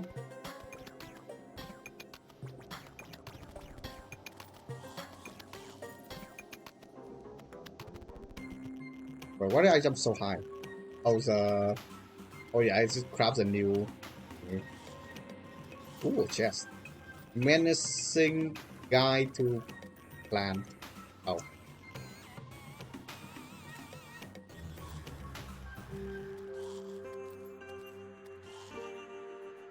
I need to make a boxing arena for the.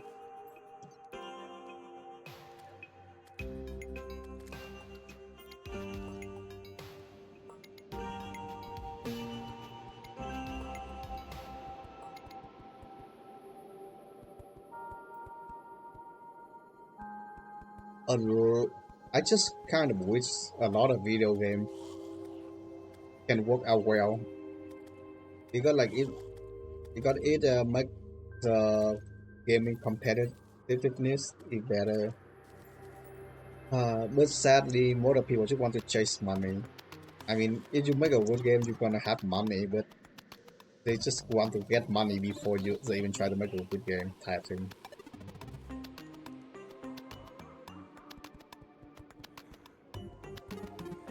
I always think online game is not a bad thing. The main problem is monetization based on the game.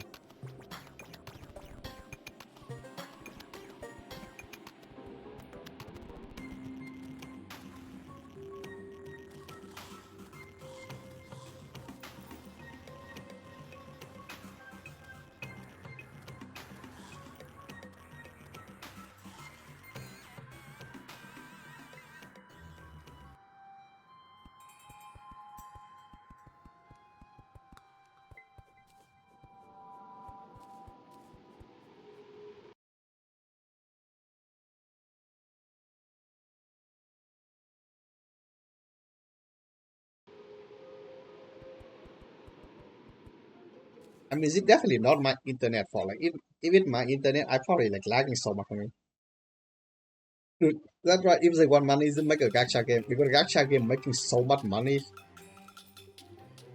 it it's crazy. Like, if you want to see how many money gacha game make, they're making a lot. Especially when it come to event, like holiday season event, and they just release some version of your character wearing a like Christmas outfit or swimsuit, and bam, they make money. Like if you looking about it, uh, there is a game called Fate Grand Order. Basically, just collect PNG of character, and they keep making money for like 10 years already, almost for close to 10 years already. So yeah, if you, and what do? They just release PNG of character on Face franchise, and that is nothing more. And here, I think Fate Grand Order gameplay is a turn-based gameplay. It's a visual novel turn-based gameplay, and it's still making money. That's how powerful gacha game is. No matter you think you will never win against a gacha game. Okay, now let's still sitting the summon scrabblers.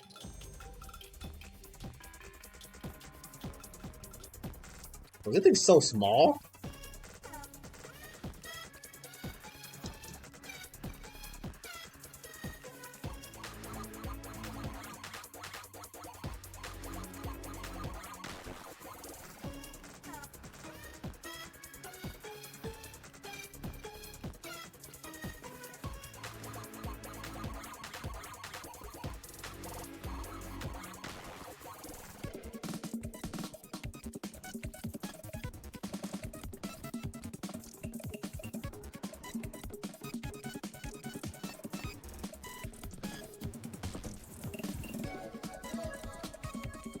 Okay, see.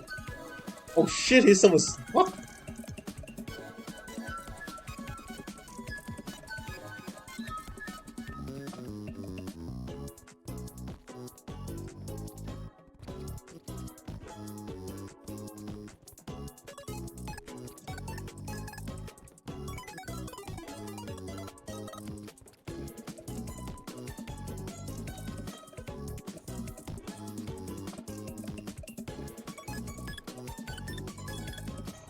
Woo! I defeated. At least someone sandstorm as well.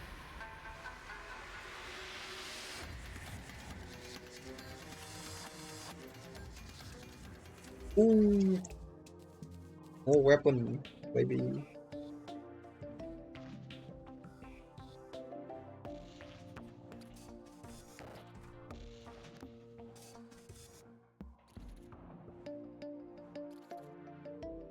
Huh? Oh my god, this thing's so fucking... This thing's so bad.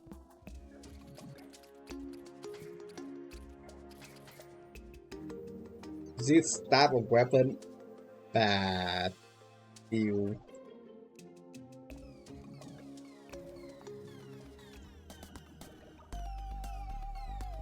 Well, as the first one, the torch was the moon jelly wizard. Who anywhere above the ground at night time can... At night time, huh? Wait, so how do I can guess it?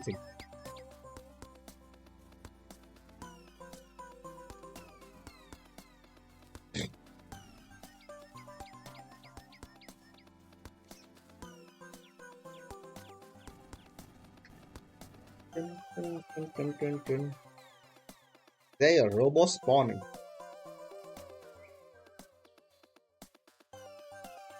Uh-huh.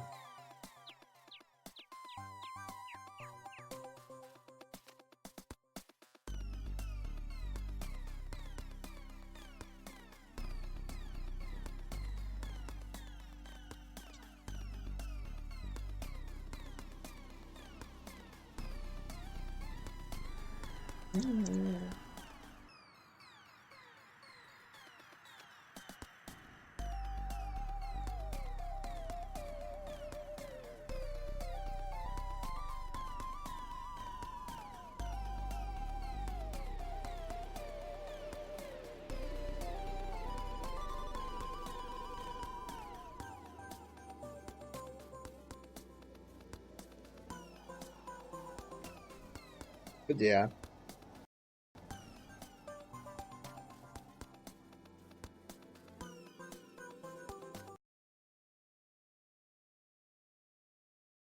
Can't even watch YouTube video because of this thing.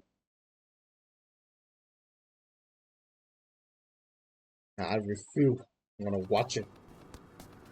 Even if YouTube force me to not watching it. It runs just fine, suddenly it just become like this. Like, I don't understand.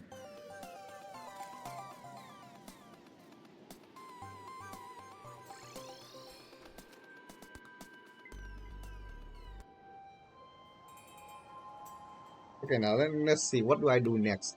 I need to kill Moon Day Dreamlight Jelly.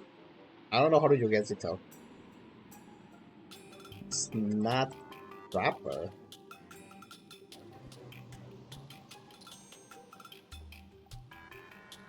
Beholder. Spawn rarely is a marble after it where we could find rat spawn. There are a lot of boss and free hard mode. Oh, yeah. I like post moonlaw boss more. Or maybe more boss post hard mode.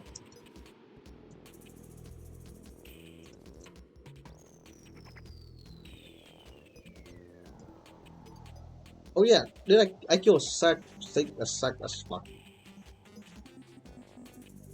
That does OnlyFans putting on clothes in an age-restricted video. This is totally different.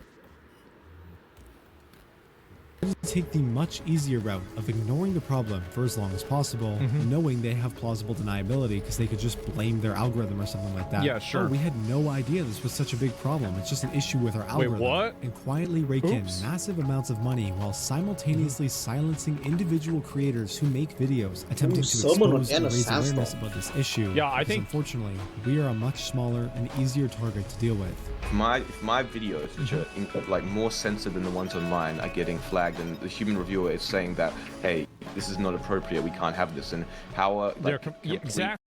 exactly. full channel is allowed to exist, right? There's like, no logic, right? Exactly. It's like, how is it that, so if a thumbnail of this channel's content can't exist on YouTube, then how can the video that the thumbnail is from exist? It's common sense.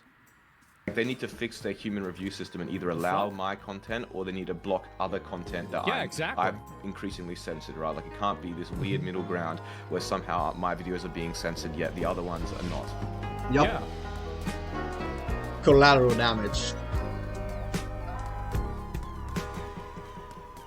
In my previous video, I touched on the proven and lasting side effects. This is what I was saying before, by the Ooh, way. it's a companion I don't want to cube. like dog on furries too much, you know, pun not intended.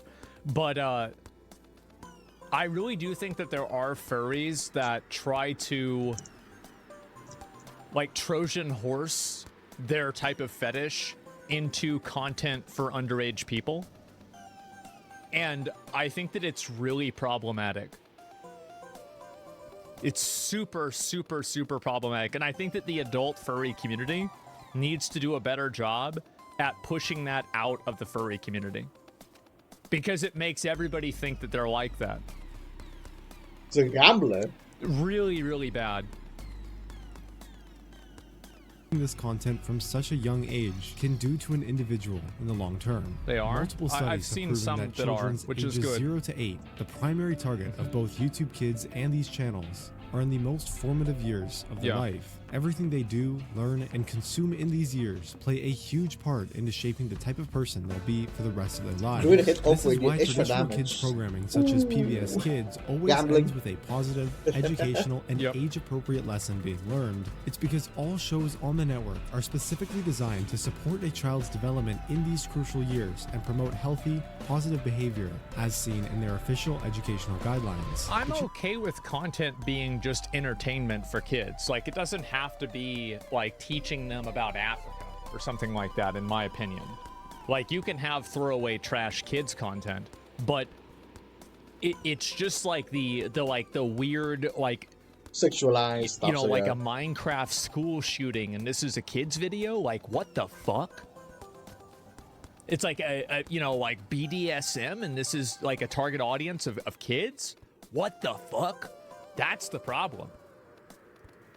You know what platform isn't properly regulated and is quickly becoming more popular than traditional programming? YouTube and YouTube Kids. Studies show that children exposed to violent and suggestive media at such a young age can develop lasting trauma and create serious damage to the development of the brain. Well, it's a mental distortion. And I think that a really good example of this is obviously an extreme example, but I think that it goes to show, it's like, you know, for example, if you like, I don't know, like, if you're growing a tree and then like at the very beginning you put like something in the tree so the tree has to grow sideways, the tree will keep growing sideways even if you move the thing away. So think about that tree 10 years from then. That's a really, really fucking sideways tree, right? Bonsai trees are done like this, for example, right? And so that, I think, is exactly what's happening here, is that kids get distorted when they're young and it fucks their head up in a long period of time. I think a good example of this is that a lot of kids that turn into adults that are molesters were molested as kids. So it's like a cycle of abuse that happens. And I think that this is the same thing. It's just on a much lower scale. Exactly what's reflected in the comments of my last video. Ever since I was 9, I've been exposed to sexual content on YouTube, and ever since then, my life has gotten a lot worse. I keep getting random headaches and can't focus on one thing for more than 60 minutes at a time. I've also had a lot of memory losses due to this content and have sadly developed an addiction. Not me, but my friend used to watch these videos. He developed a lot of like you know, porn website. You know it's porn and they don't hide it, so and they don't have weird stuff like that. But compared to actual YouTube, there's so many weird channels, especially doing the LCD. It took him months to stop. When I was little, a bunch of these Minecraft and LCD videos popped up, and from then, for 8 years, I had for a kid. who is exposed to this. This is an extremely big problem. This is really effective. What the fuck? Bro, I used to watch this shit too, and it's given me horrible trauma and got me addicted to it. I just turned 18 weeks ago. And YouTube back in 2016, 2017 was like 12? messed me up in such a big way. I struggled with so much depression, and being exposed to so much vile content ruined my perception on myself and how I act subconsciously. And I've lost a lot of my most important years and lessons where I should have been properly taught about that stuff when I was ready. I mean, like, I would say that for me, like, growing up, did we watch a lot of this stuff? I think that whenever I was, like, a little kid, like, 10 and under, absolutely not, because we couldn't, right? Like, I'm 34, so the internet came out, really, and it got popular from, like, 99 to 2001, and, like, we got the internet right away. So as soon as we could, though, we were immediately looking at weird shit on the internet. Like, at age, like, 11, like, we were looking at all, like, anything weird or anything bad on the internet, we were absolutely looking at it. In their official blog post from February 2021, YouTube announced that the YouTube Kids app had over 35 million weekly users. Since then, the app has almost doubled its total number of downloads. Holy so if we do a little bit of math here, accounting for both of these numbers and other things like trends and higher user engagement, this means that every day, the estimated 70 to 80 million users of this platform have a good chance of being exposed to these kinds of videos and then having to deal And with it would their also life logically make sense that 70 to 80% of those people, or not 70 to 80 million of those people, those all would be kids, right? I'm pretty sure there aren't a whole lot of adults that are downloading YouTube Kids in order to watch as adults unless they're doing it for their kids. Yep. No way. altering long Also, parent doesn't know too, because parents see YouTube Kids, so they think more of the stuff on YouTube Kids for people kid might point the content. blame at the individuals running these disgusting channels. Well, it's really, I mean, it's everybody's fault. Like, it's not like there's, like, it's the channel's fault, it's YouTube's fault, it's the parents' fault, it's all of their faults. Like, that's the truth. Like, you, and if you have one thing and you have the other things, it's not like it's going to go away. You have to get rid of all of them. You have to, like, you know, work towards fixing it from, like, multiple directions. Definitely the kids' faults too. I mean, I wouldn't really blame an 8-year-old for what they're doing, right? I don't like, I mean, we're not talking about like 14, right? Like a 15-year-old knows what they're doing, right? Like an 8-year-old doesn't. 7. And while they are definitely at fault here, I believe it's actually YouTube that should be held the most responsible. On any social media platform, there will I agree with that too, by the way, because YouTube can change it. Like, you're always going to have people that will take advantage of a system and use it in an unethical way. But if YouTube is allowing it to happen, then it's effectively their fault. Be malicious people looking to exploit the system for their own personal gain. However, as long as the platform is aware of this and actively tries to fix and prevent those exploits from happening, then the situation can be managed effectively. However, YouTube hasn't exactly had the best track record of doing that. In 2017, they don't want to. Parents began to complain that strange videos. This was the Elsa shit. So lately, every time I go on YouTube, there's these really strange. Look at this. There's a channel called Candy Monster that posts weird My Little Pony cartoons with thumbnails such as cartoon characters kissing, being run over by cars, and having their legs pulled off.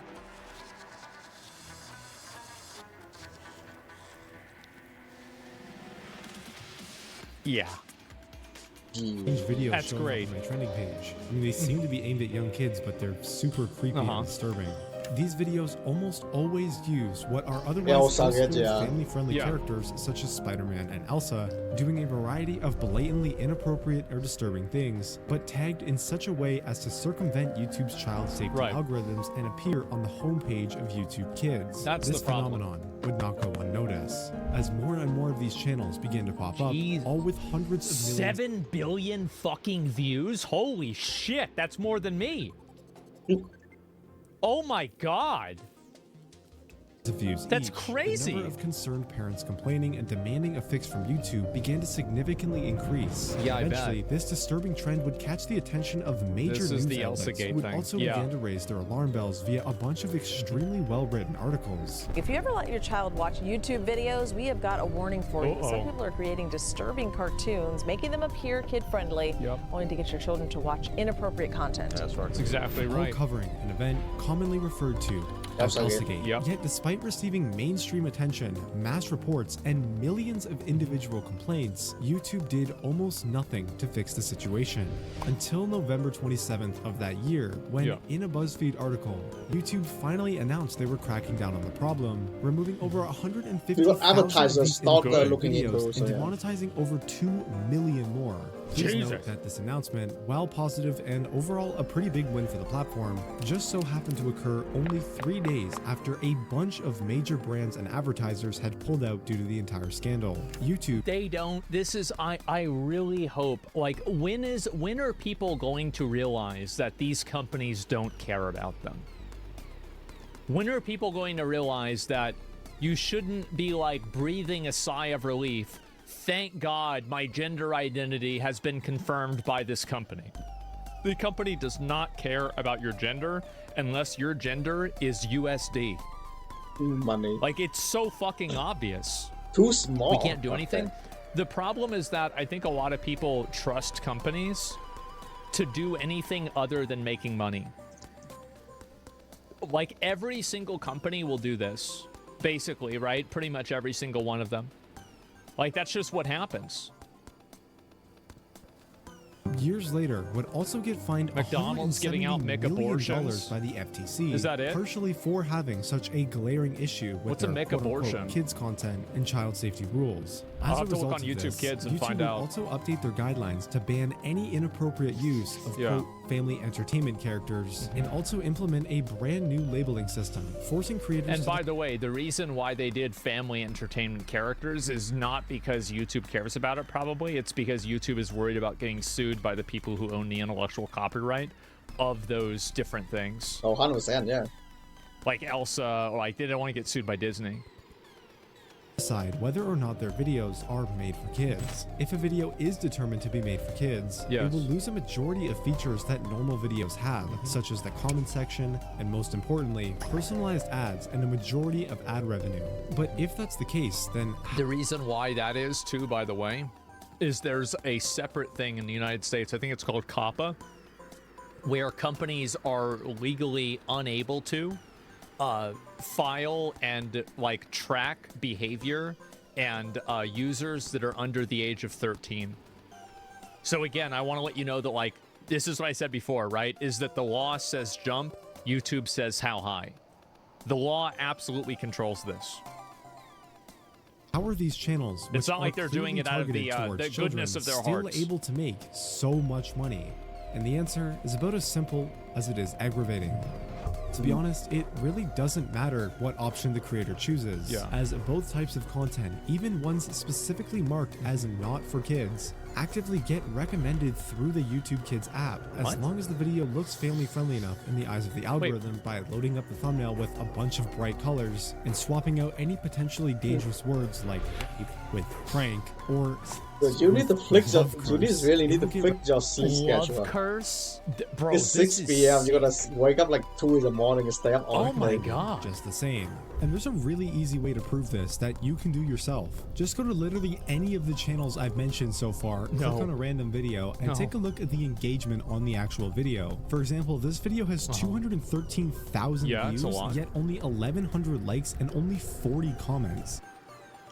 You know what? 40 that comments. is such a great argument. So he's basically saying that this is proof that it's being recommended through YouTube Kids because of the ratio of likes and comments. Absolutely. Great fucking point. This is because when you watch a video on YouTube Kids, it doesn't have any of the extra buttons or features. It only allows you to watch the video. But since the video is still coming from YouTube, it still counts as a view. And the only engagement that's actually getting left on the video is from other kids using the regular YouTube app, probably using their parents' account. That's right. Yeah, it's pretty easy to tell by the quality of the content. Yeah, 100%. Even though YouTube implemented these supposed changes to make the platform safer, It appears it's now easier than ever to run one of these content farms. Due to its simple editing style, low production costs, hell, even the recent developments in AI technology specifically for voice lines and text-to-speech, it's no problem for a single person with no moral compass and enough free time to start operating a network of these channels, pumping out And I think also another problem is that a lot of the people that are doing this are probably doing it in countries like India. Yeah, like outside. Right? They're doing it in China or like Russia. So even if you try to like hold these people accountable, it's really hard to do that because of international laws. So it's like yeah, you can say, oh, well, let's arrest these people. Okay, well, how are you going to arrest a guy that lives in India? It's really hard to do. Of these videos a week, all while facing absolutely zero public repercussion or backlash and remaining completely anonymous. In other words, it's the perfect crime. Yeah, of course. Yep. But like let's take a step back. They're farming so much money. Because my understanding is, and this is not, like, I don't really know this because I haven't done it myself, but my understanding is that YouTube Kids, like, you know, like view for view, dollar for dollar, makes a lot more money than, like, adult YouTube. Like, it just does. It makes way more money. There's too many and explore kid watching, and kid doesn't outlandish question know how to turn on, like, the owner skip ads actually wants to be found. This is Neil. For the sake of anonymity, that's obviously not his real name, but as you can probably guess by now, Neil makes a living by owning and operating one of these Minecraft Kids content farms. However, for many reasons we'll dive into shortly, they might just be the worst of the worst. Wait, they actually caught a guy doing it? It's one thing to upload this disgusting content with the goal of monetary gain, but what's even more worrying and truly vile is owning channels like these, then trying to communicate with your audience. No, he's an actual predator. Earlier, making money, one thing with a fucking course, yes. Of course, yes. Of course. This year, on January 26th, a YouTuber named The Beak uploaded a video showcasing his discovery of a very strange set of channels which impersonate characters from the Amazing Digital Circus, a very popular children's animated series on YouTube, which, for whatever reason, has absolutely taken off and garnered over 500 million views in just Oh my fucking god. That's insane. First 2 full-length episodes. Wow. In other words, it's just another example of these channels exploiting familiar and trusted family-friendly characters for views and tricking children into watching content that is all but family-friendly. Let's take a quick look at what Neil thinks is acceptable to post. Of course. They're just straight up taking like actual porn picture and put it on the thumbnail. That's tale as old as time.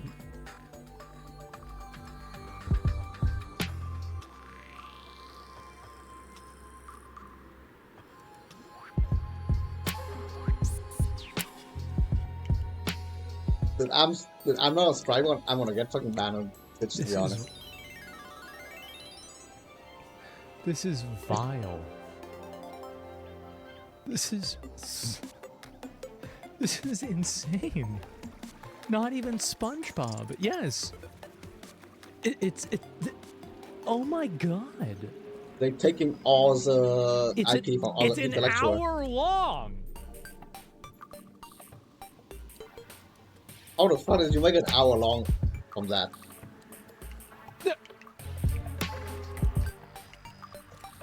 And it's like, you know what the worst thing is?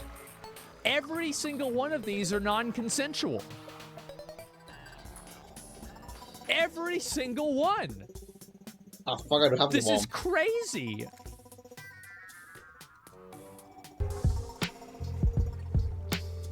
Well, that one kind of is. This okay.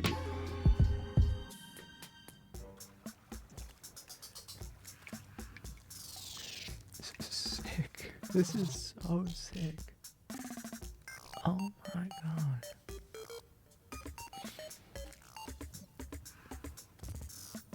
Oh my, this is, wow. How the fuck does this thing even float on YouTube? I wonder what it's like. You know, like, I mean, I don't really have like a lot of family members that have like younger kids around this age. But like, if I knew them, like anytime, this sounds weird, anytime that I talk to a kid, I interrogate the fuck out of them. I ask them, I'm like, okay, like I ask them math questions. I'm like, do you know what math is? When did World War II happen? Like, what do you do for fun? Like, do you guys go out and play with like sticks and go in the woods? Like, I ask them because I'm like, well, like, what is it like, right? What's the experience? How do you live now? Because I'm curious. I'm very curious. I don't know how to ask a question like this to know whether this is true without it seeming just like it being super inappropriate to ask an actual kid, right? But like, what the fuck? No, I'd ask their parents, honestly. Like, I'm getting to that age, right? And so, yeah, I could just ask the parents because they're the ones that I went to high school with. But anyway, this is insane. Every single thumbnail, every single video on all of these channels completely violate YouTube's content guidelines. The parents know, still going? Yeah, I think they figure it out. In his video, the Beak discovered that both of these channels advertised a link which invited anybody who clicked on it the ability to directly message Neil on Telegram. A message. Of course, it's Telegram. God damn it! It's always that fucking place. I'm shocked. You shouldn't be.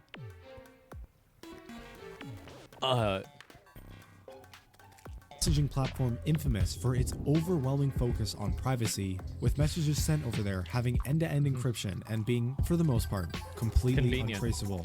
Very Yet, convenient. sometime after the Beaks video was posted, the owner suddenly removed these Telegram links and changed the contact email for both of the Pomni and Jack's channels. Of course. Interesting. The Now, I'm police not trying to assume the him. worst here, Yeah. but I really can't find a reasonable explanation as to why an owner of multiple channels which make over-sexualized Minecraft content targeted towards very young children would ever need to include a direct messaging feature in their About Me section.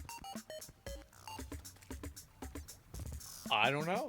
Oh yeah, dude, it would be way. You it know, would be slightly better if he only do it for money. Oh yeah, we're just tricking kids, tricking children Your to guess doing is this as good shit. as So yeah, mine, we should guys. making money. It's one thing, but he actually doing this shit. It's... How can you know what a person's thinking? And more importantly, why would they feel the need to delete Jesus, you call them and Diddy picks up. Shut up. the Telegram link almost immediately after being exposed about it? While assumptions can be made, we may never truly know the answer. I was still pretty curious about this Neil guy though, so I did a bit more digging around. Eventually, I had the idea to paste the channel's original email address into the YouTube search bar, which brought me to a whole bunch more of these channels that he owned, impersonating even more YouTubers like Afmao and Myzen. Then I decided to try the same tactic with this new email and found yet another impersonation. Of course. Oh God.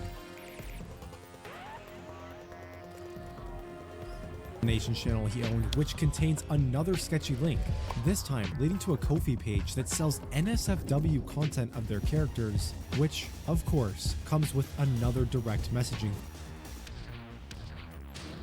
Endless Love Charlie.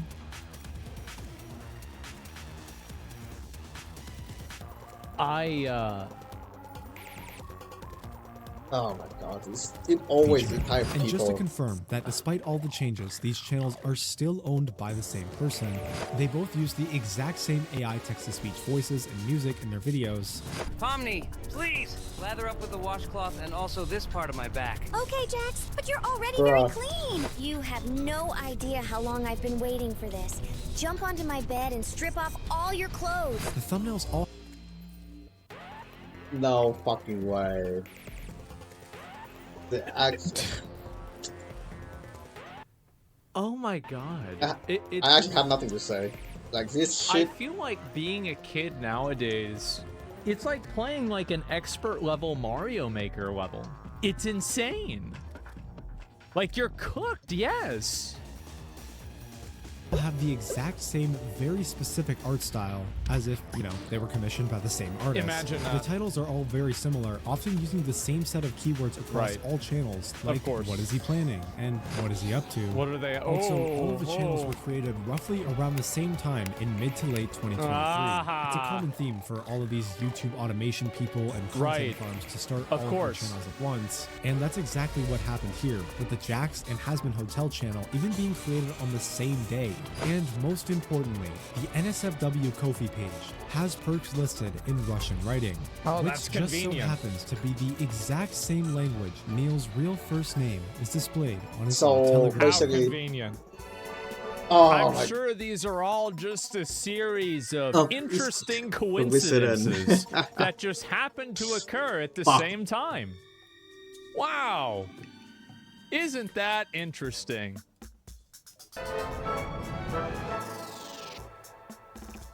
Inappropriate imitation channels, wildly obscene thumbnails, abhorrent YouTube shorts, weird content farm owners that advertise NSFW Patreons. I really have to emphasize again that every single one of these is non-consensual. And direct messaging features. Nothing is consensual with kids. I'm not saying it's with, well, it's not, the characters aren't kids. I don't think, right? I feel like they're not kids. What the hell happened? Why they're like adult characters, or at least like they have like a, you know, like an adult body, kind of. So I don't know, man. Some of them are, right? Some of them are, but I'm saying like in general, like of course, but like it's like even beyond that. Long-repeated negligence of YouTube, and the result of it all is the potential danger and long-lasting mental health issues of millions of children around the world. This is the Minecraft Kids content rabbit hole. Yet one unanswered question remains. What does the end game of this issue look like? Will it ever reach a boiling point? Will YouTube ever step in? And how do we... I think that there's no way that you can stop this from happening completely. But YouTube can't just say everybody uploads and we don't look at everything. I think these channels are pretty popular, and YouTube should be able to do enough due diligence to look at channels that are getting millions of views a month and be able to identify that they're bad actors. Yep. Like, I think so. I think that's pretty easy to do. That's not impossible, especially for YouTube Kids. Yeah, exactly. Like, change the way that videos are aggregated into YouTube Kids. You know, use different types of like keywords to like, you know, like auto flag videos. Like there's plenty of ways you could do that. Let's make YouTube liable. Fuck it. Well, YouTube didn't do it, right? At the end of the day, like YouTube shouldn't be liable for this because they're not doing it. They're not doing it, like, but they should be liable for keeping it on the platform and not doing enough to get rid of it. We fix this? Well, I think either A, that too many of the people making the videos will end up getting falsely flagged or demonetized. Guys, I understand that like people see this and they're out for blood. The logic with making them liable does not have a good conclusion. I understand that, you know, it's like, this is fucked up, something needs to be done. I'm just saying that logic is it's not good logic. Even though, of course, after watching something like this, of course you would think that. It's just not the right approach. And then they just stop making the videos because they can't make money from it anymore. Yeah. Or B, it somehow gets like significant media attention to the point where they actually decide to take action. Because I feel like right now, no one really knows about this stuff or really cares, right? You never hear about it. So I think those are the two options. I don't think anything's really going to change because I feel like they don't have any reason to change anything, right? And there it is. YouTube, at this current moment, throwing all morals and ethics aside, has no reason to change or fix this issue. Not exactly the resolution you and I were probably hoping for, but unfortunately, it's the honest truth. If you're somehow a parent or sibling of someone who might be at risk of this content, my best advice would be to simply monitor what they're watching. And also keep in mind that, like, if you're a parent, even if YouTube gets rid of every single video like this, your kids are going to find stuff like this on the internet on their own. Like, they're going to be looking it up onto Google. They're going to be looking it up on, like, any website that their friend tells them. Their friend is going to show them something. Like, this is, like, kids will undoubtedly... How many of you guys, right? Kids will find another way, yeah. How many of us saw things that were sexual material that we shouldn't have seen before we were the age that we were supposed to see them, right?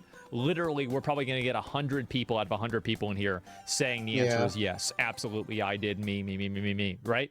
And so I think that the only real solution to this that like really works is to have parents that can effectively like, you know, develop their kids' morals and their kids' self-identity and like be able to raise their kids in a way to where when they do see this stuff, and I do want to emphasize the word when because they will see this stuff. Even if you do the absolute best job that you possibly can, they're going to go to school and their friend's parent might not be doing the same thing, or their friend's parent might not be doing the same thing, their cousin might not be doing the same thing. Some way it's going to happen and they're going to see it.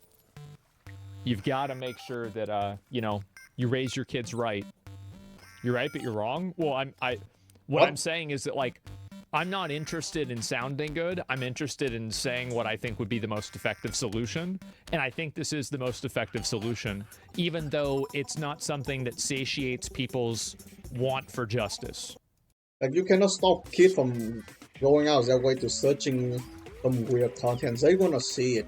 The best way to do it is to kind of like teaching them about like those weird content and kind of avoiding it.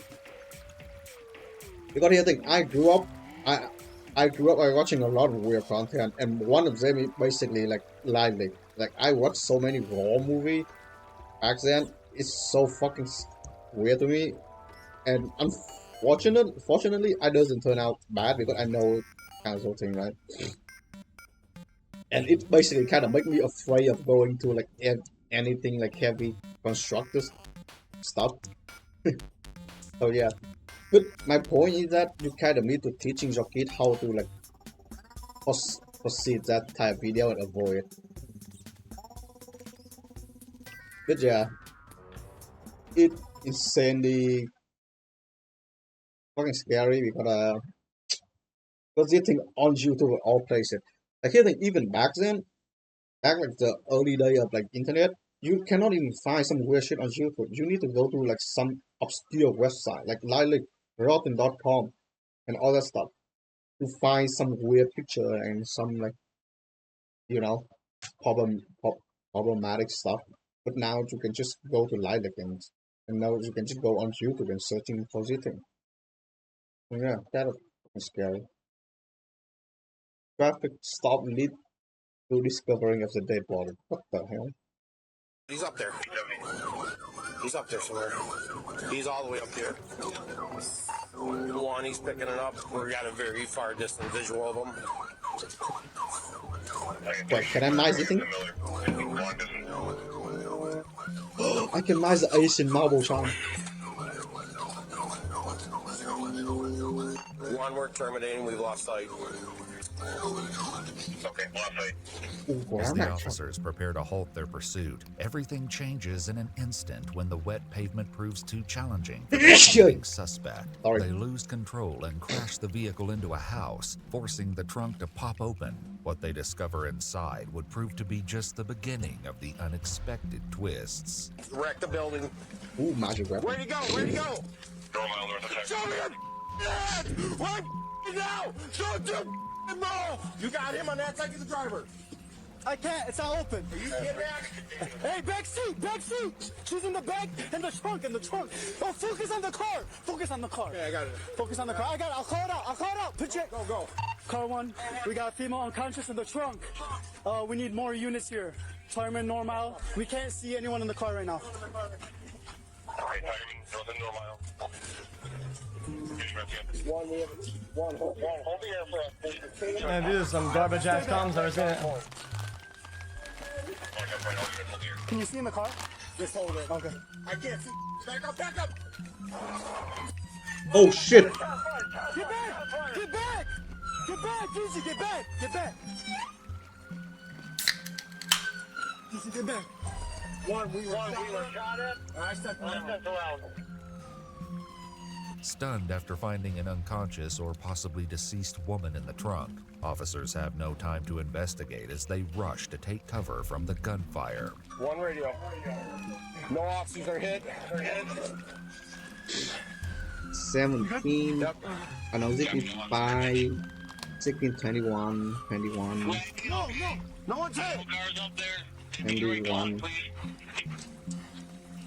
13. Oh, 34. Okay, I think I got it now. Hold the air for us, please. And I'm gonna get the marble biome. I'm not marble biome. We got one in the trunk. Yeah, zip biome. Shot came out of the driver's seat. Did he shoot himself? Did he shoot himself? One radio. There's a one gunshot from him, one from me. Unknown if he shot himself.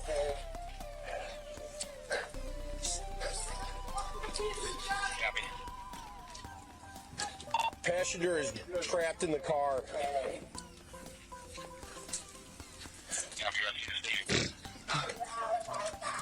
Gigi, I'm moving up to you. Is there a shield in here? Do you have a shield? Gigi, do you have a shield?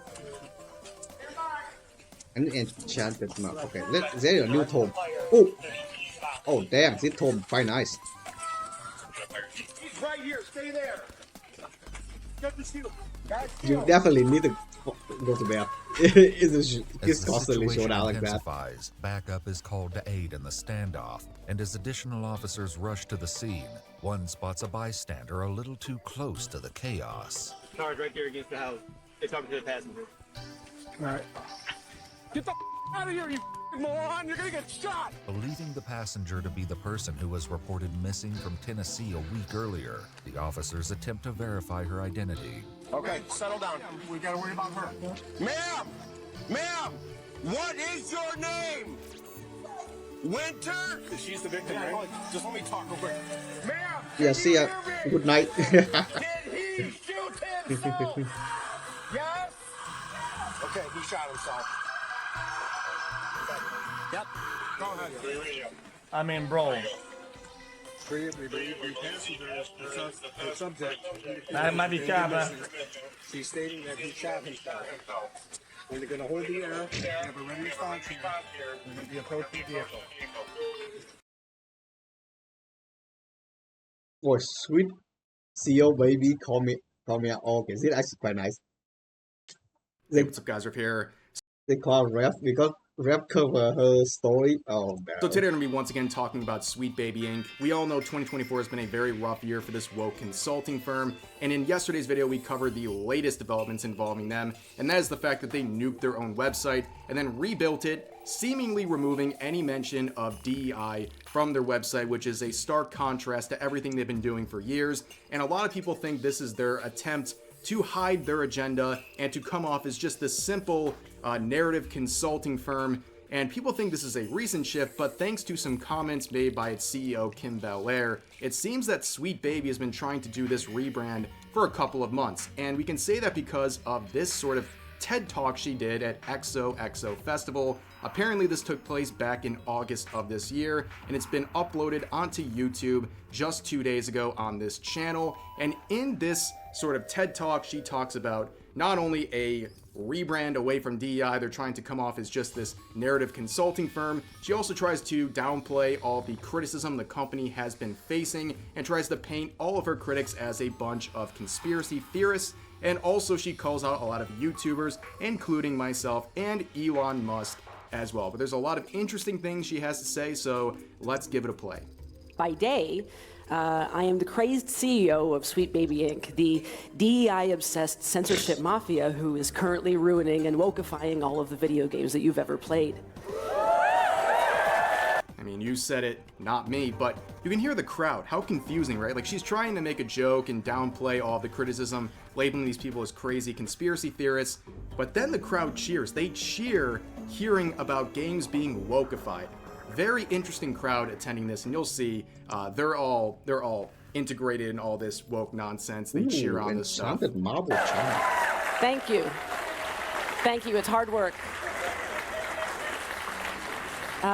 If you haven't heard of Sweet Baby Inc., thank you. That's actually how I prefer it.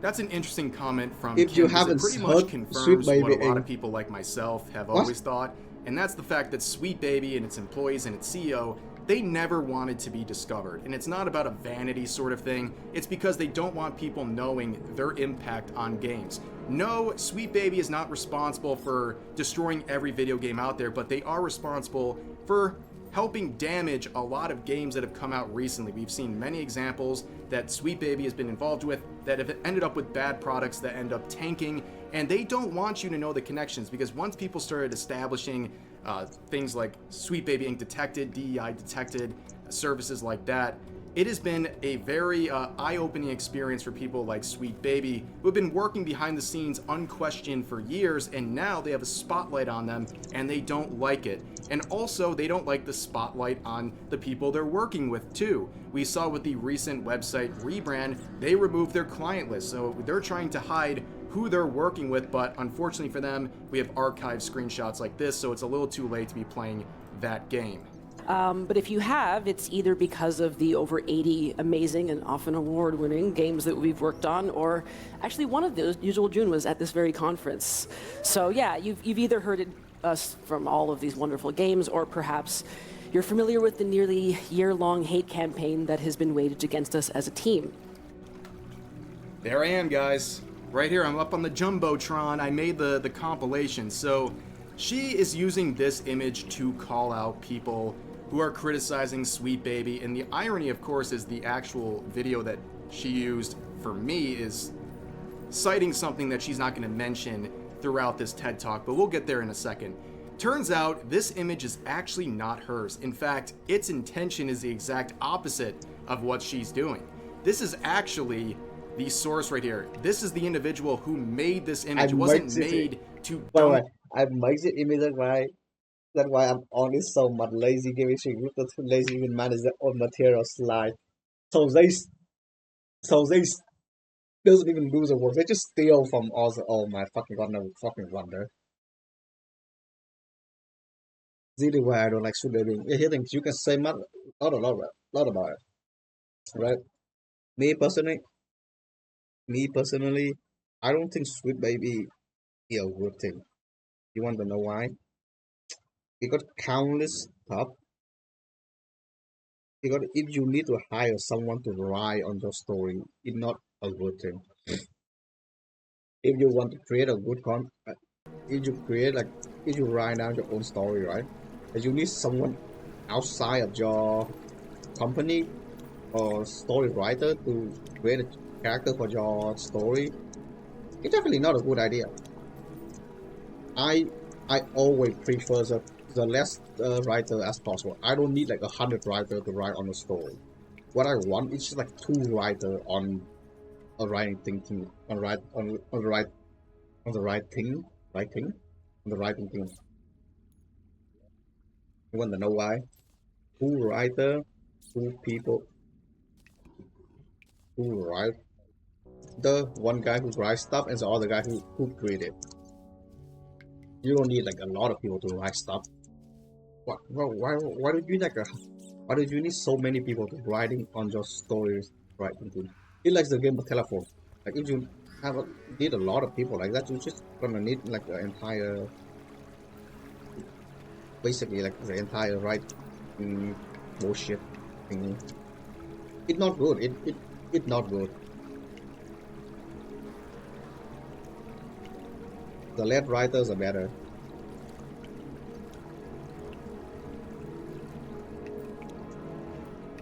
Also, here's the fun fact about the consumer.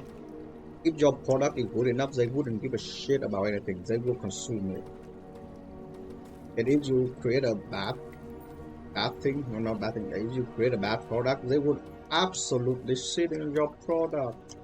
It's like the most normal thing they are, like the most not normal thing, like the most like common thing they are. Create a worst product, they will hate you because you create a shit product. But if you create a good product, they will cheer on you. Yeah. All you need is just create a good product.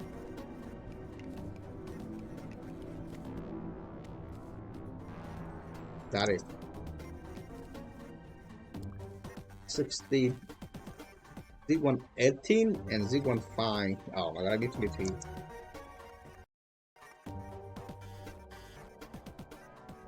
But yeah. Gone or expose people criticizing Sweet Baby.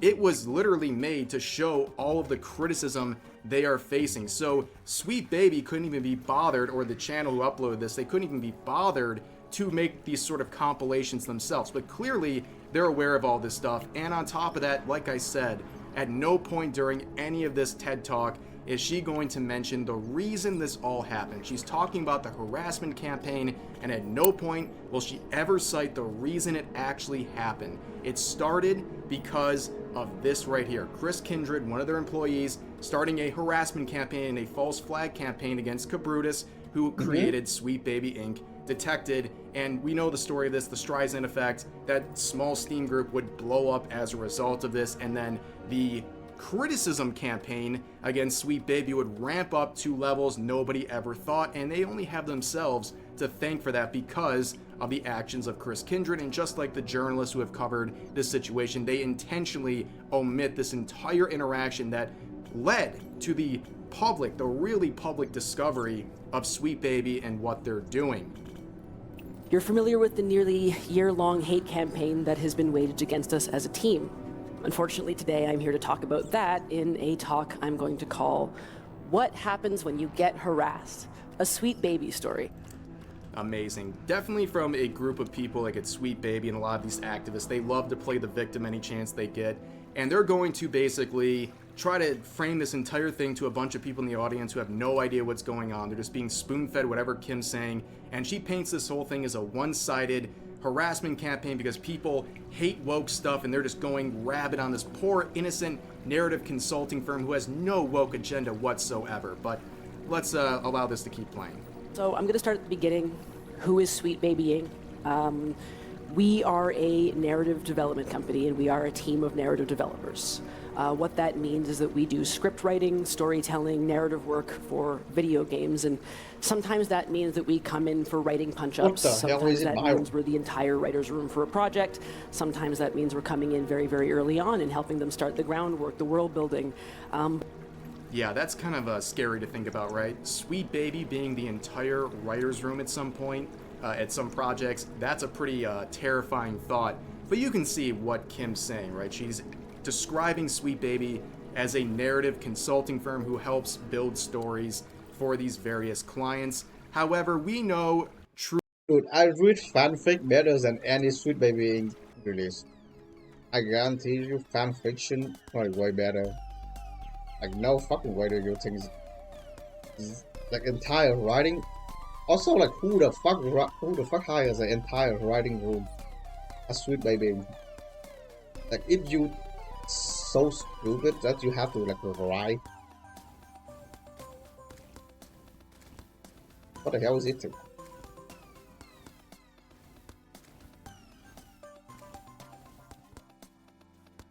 Create a fountain of energy near road course. The killing enemy will explode into damage energy. Oh, we're sitting near a lot of damage. What the hell? Okay, what about these stabs? Stab it off. Ooh, that look nice.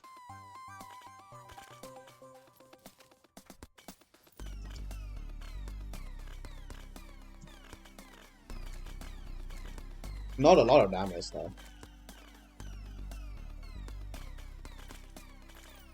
But it look nice though. Not a lot of damage, but it look nice. I like this stab.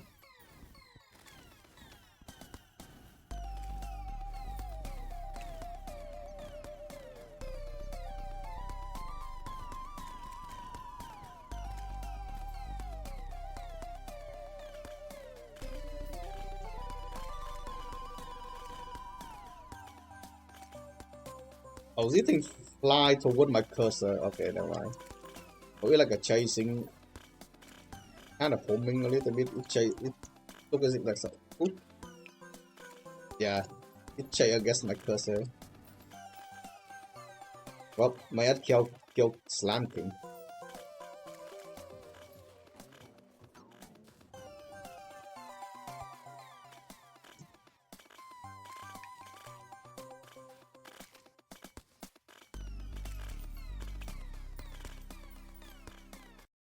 Truly that this isn't as simple as she is suggesting, okay? This is a comparison of the About section from only a little while ago versus the revamped one from the website's recent changes. You can see how much they are trying to cover up their woke agenda. Here's the original About Us, saying founded in 2018, Sweet Baby Inc. is a narrative development and consultation studio based in Montreal and working around the globe. Our mission is to tell better, more empathetic stories while diversifying and enriching the video game industry. We aim to make games more engaging, more fun, more meaningful, and more inclusive for everyone. Then you can see the updated statement. There is no mention of inclusivity, diversity, anything like that. And that is reflected in how she is speaking during this TED Talk. She is not mentioning anything about DEI or a woke agenda in her description of her company, because I think at this point she knows it is a crutch. It is something that is turning off a lot of people to anything they're working on. And really, why would anyone want to be associated with Sweet Baby and their agenda at this point? So I think they're doing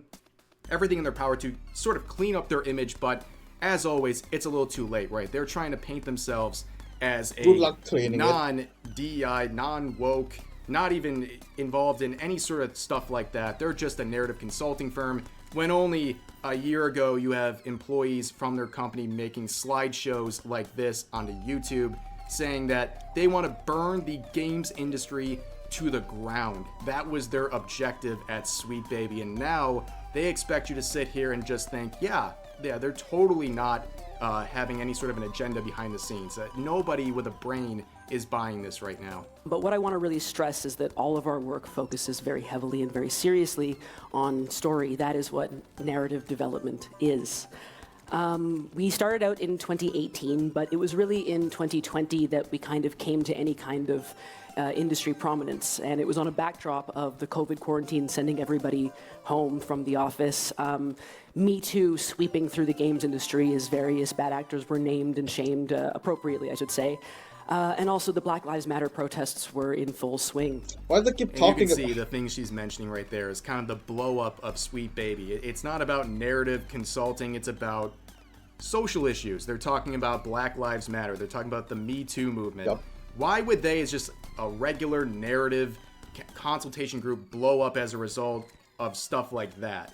It's because they were pandering to a lot of social issues, social justice issues, things like that. And it happened to be a good fit at the time where a lot of corporations were going absolutely crazy, trying everything in their power to appeal to a bunch of activists because they thought that would help their bottom line. And as it turns out, that didn't really work. At the time, the industry was kind of responding in the way you might imagine, with a lot of corporate overpromising, but within the writing sphere, there were a lot of offers for portfolio reviews. Like, hey, if you're a marginalized or especially a black dev, we would love to give you a portfolio review. And I want to say I love portfolio reviews. It's something that we also do at Sweet Baby for free. So she goes on to talk about how she likes to give a helping hand to a lot of people who are marginalized and they don't get a regular shot. And this reflects their original outreach statement. Dude, I understand if you want to hire like people of color, finding a job and earning experience, that's understandable. Like you just want to hire like a minority, but the way they're doing it, I don't think it's a good thing. Like they try to make it sound like they need a lot of people needing help or something.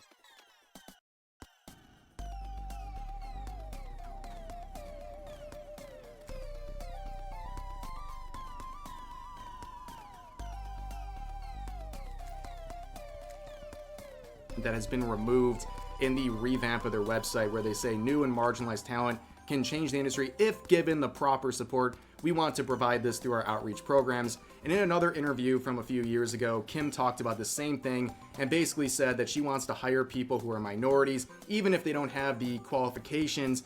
She thinks that is a more important factor towards their employment than their actual writing skills and things like that. So it really all goes back to a lot of their original goals. She's just wording things differently. But let's watch some more here. I decided to do a cheeky Google and see, like, hey, can anyone put that together? The Google went bad. So what she's referring to here, by the way, just for context, is she was helping release two major projects Sweet Baby worked on. That is Alan Wake 2 and Spider-Man 2. And she decided to Google search herself, basically to get a little insight on how excited people are to see Sweet Baby's involvement. And wow, who would have thought it turned out bad? bad. I shouldn't have done it because rather than, any praise or people going, wow, how did you do it? Or just, hey, a narrative development company, what does that mean? I'm really interested. We were instead found by kind of, 4chan and the worst people on Twitter. And looking back, there is a funny element to it where I go like, people were kind of talking like, I've discovered a secret Canadian company. Like, these are the guys who did it. And the discovery that they had made was actually like our public-facing website. So you see her talking there about 4chan and the worst of Twitter. So she's trying to once again downplay the criticism she is facing. It's not from people making honest criticisms of their company and their involvement with various games, but instead it's a bunch of nut jobs on 4chan. It's the 4chaners and the crazy people on Twitter, instead of the very reasonable people who have been making videos, tweets, and what have you, giving fair criticism while they are, yes, discovering who this company is. It's not that Sweet Baby was like hiding somewhere, but nobody knew who they were. So the website being public is not something that really meant anything because nobody knew who they were. No one was searching for Sweet Baby until they found out who Sweet Baby was. And back in the harassment campaign that was started by the Sweet Baby employee Chris Kindred, that's when people really discovered. Some people had seen on other platforms this company, but it wasn't anywhere to the degree after what happened with Kabrutus and that Sweet Baby Inc. employee. But let's watch one more clip here. This is pretty interesting. In moments when this movement couldn't dig up like another reason to attack us, they would just kind of move on to other groups who they perceived to be like us. All while, doing the work of erasing all of those people's and our actual jobs and interest and papering over it with kind of, that rallying cry of far-right supremacy, DEI. DEI, according to Kim, is a rallying cry of far-right supremacy. So if you identify or criticize DEI, you are a far-right supremacist. That is a very bold claim. Again, she's trying to take any criticism of people who are tired of having all this nonsense forced into games just for the sake of checking boxes, and they are being labeled as far-right supremacists. It's ridiculous. But listen to who she criticizes next. And as ridiculous and stupid as it all was, I actually was not prepared for the escalation of it when noted buffoon and Twitter CEO Elon Musk decided that he would chime in with his very cool thoughts. So she calls Elon Musk a noted buffoon, attacking his intelligence. Now, you can say a lot of things about Elon. You can criticize how he's operated Twitter since taking over it. You can call him cringe, you can do whatever, but don't act like the dude's not intelligent. I mean, the guy is sending rockets up into space, okay? I don't think he is your average buffoon, but here's his tweet saying Sweet Baby Inc. is an evil blight on the gaming industry. All they do is make games terrible and try to cancel people. They cannot go broke soon enough. And I think that sentiment is reflecting what was already a very common public view of this company, which was a negative one. You can see the date of this tweet. It was in mid-March. At this point, we are weeks into what people call the second Gamergate, so he wasn't exactly new to the party here. But yeah, that is really the last part of this video I want to play because she just kind of rambles on. It's really a self-promotion for Sweet Baby, but you can see what they're trying to do here, right? Play the victim and also try to downplay their interest and their agenda towards DEI, and they also want to act like they're just this humble consulting firm that wanted to be left alone in the shadows, but they have been exposed and now they're trying everything in their power to hide their real agenda. I don't think that's a conspiracy theory. I think it just reflects years of activity for them and a stark change apparently over the past couple of months where they're trying to hide all this stuff and nobody's buying it. They think it's just gone underground at this point, and really that is all there is to say about it. But for now, that's going to do it for this video. I hope you guys enjoyed. As always, feel free to share your thoughts about today's topics in the comment section down below, and I'll see you guys next time. I said it once, and I say it again and again. If they proud their work, they shouldn't have been hiding. And if they proud there was a good have been attacking all the people, all this thing, all the Sweet Baby it become massive, big like it. It's their fault, and their fault alone. Like They are the reason why this is so bad.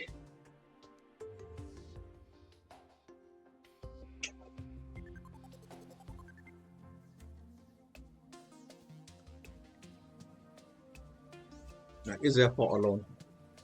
Oh, what is that thing? Can I?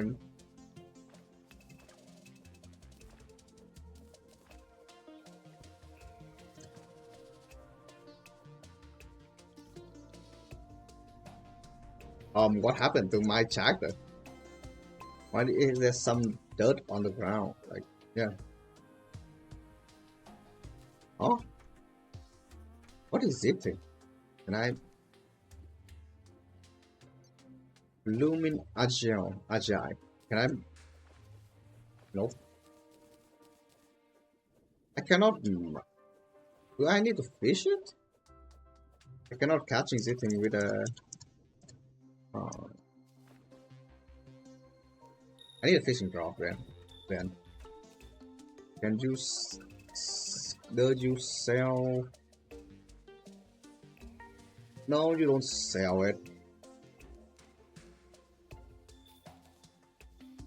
Okay. Ooh. No one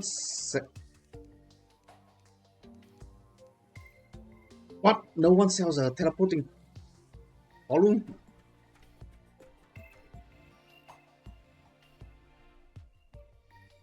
No, I cannot kill the fish either.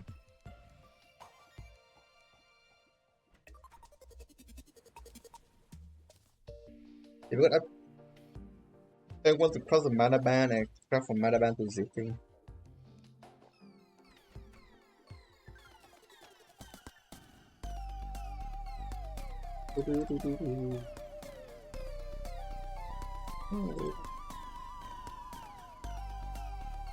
Huh?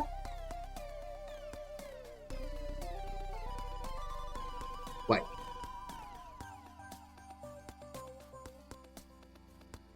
I need Tinker Workshop in the graveyard biome.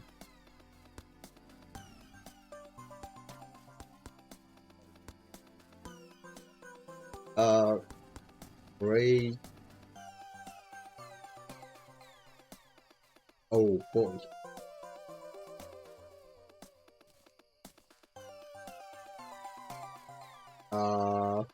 Getting a star and great job bio. Great job.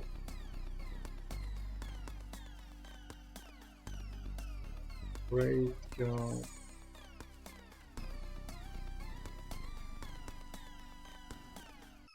Oh, dang it.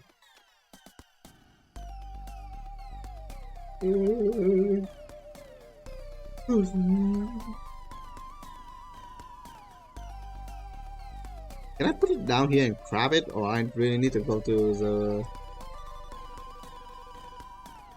Yeah, in the grave. I need to... I think there should be some tombstone nearby because I die a lot, so then... Yep.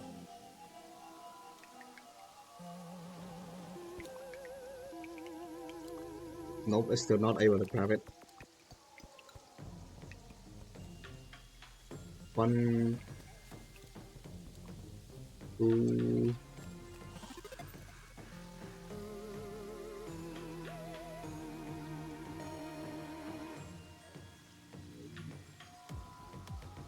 Got 2 tombstone. I need like at least 3 of them, I believe. Maybe 4. Okay, I think this side no longer has any tombstone.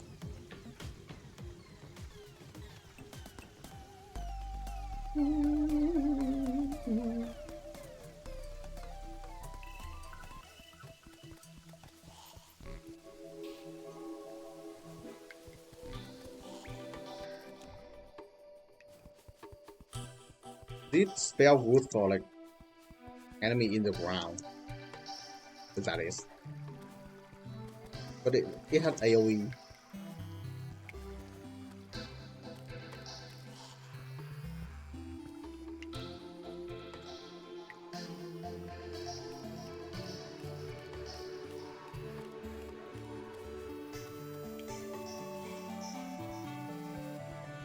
Okay,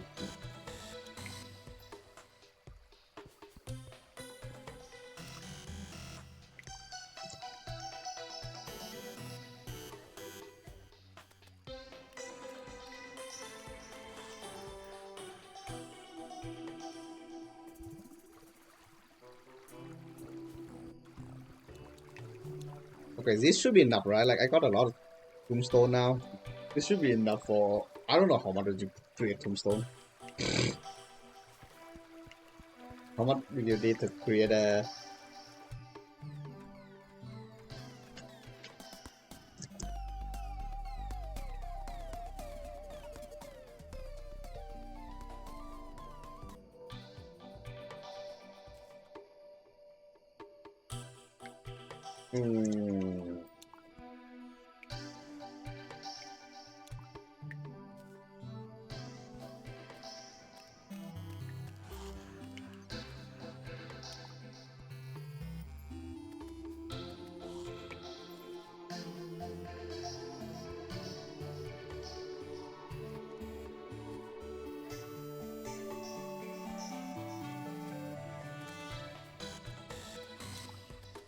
Like, too many mobs spawning suddenly.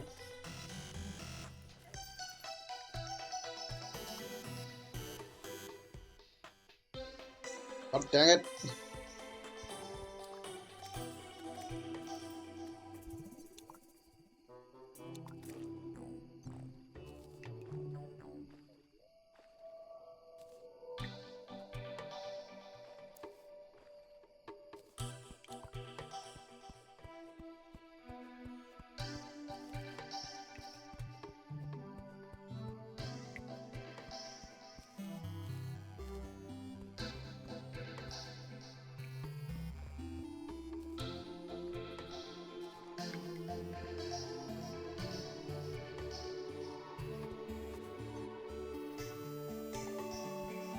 How many graveyard do I need to spawn the...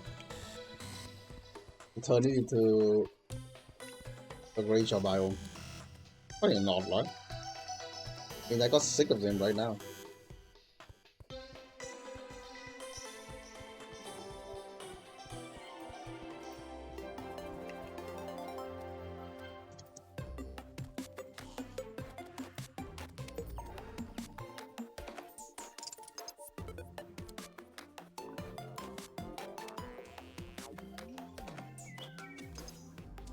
This should be...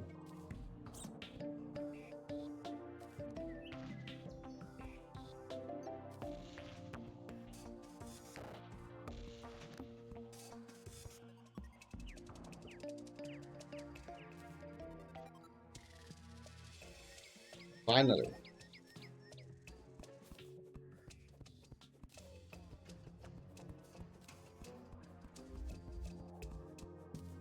Yeah, if you die a lot, it'll turn into a graveyard biome, which is kind of funny.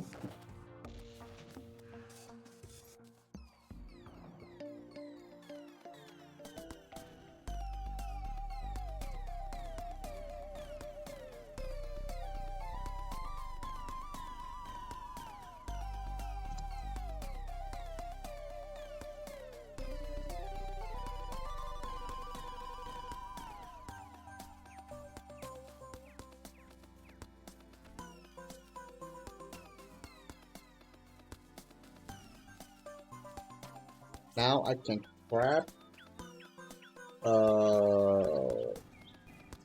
yep, mana regen, mana back. Oh, I can grab this thing too. Oh, whatever. I can grab the magic cup now and the celestial cup. The reason this celestial cup is increase mana by 20 and increase the mana range. So I'm gonna... where am I gonna put it there? But yeah, I'm thinking I'm not streaming for today. I'm gonna stop. I will stream tomorrow. Tomorrow we're gonna do a lot of things. Maybe we're gonna stop killing bosses and enter hard mode.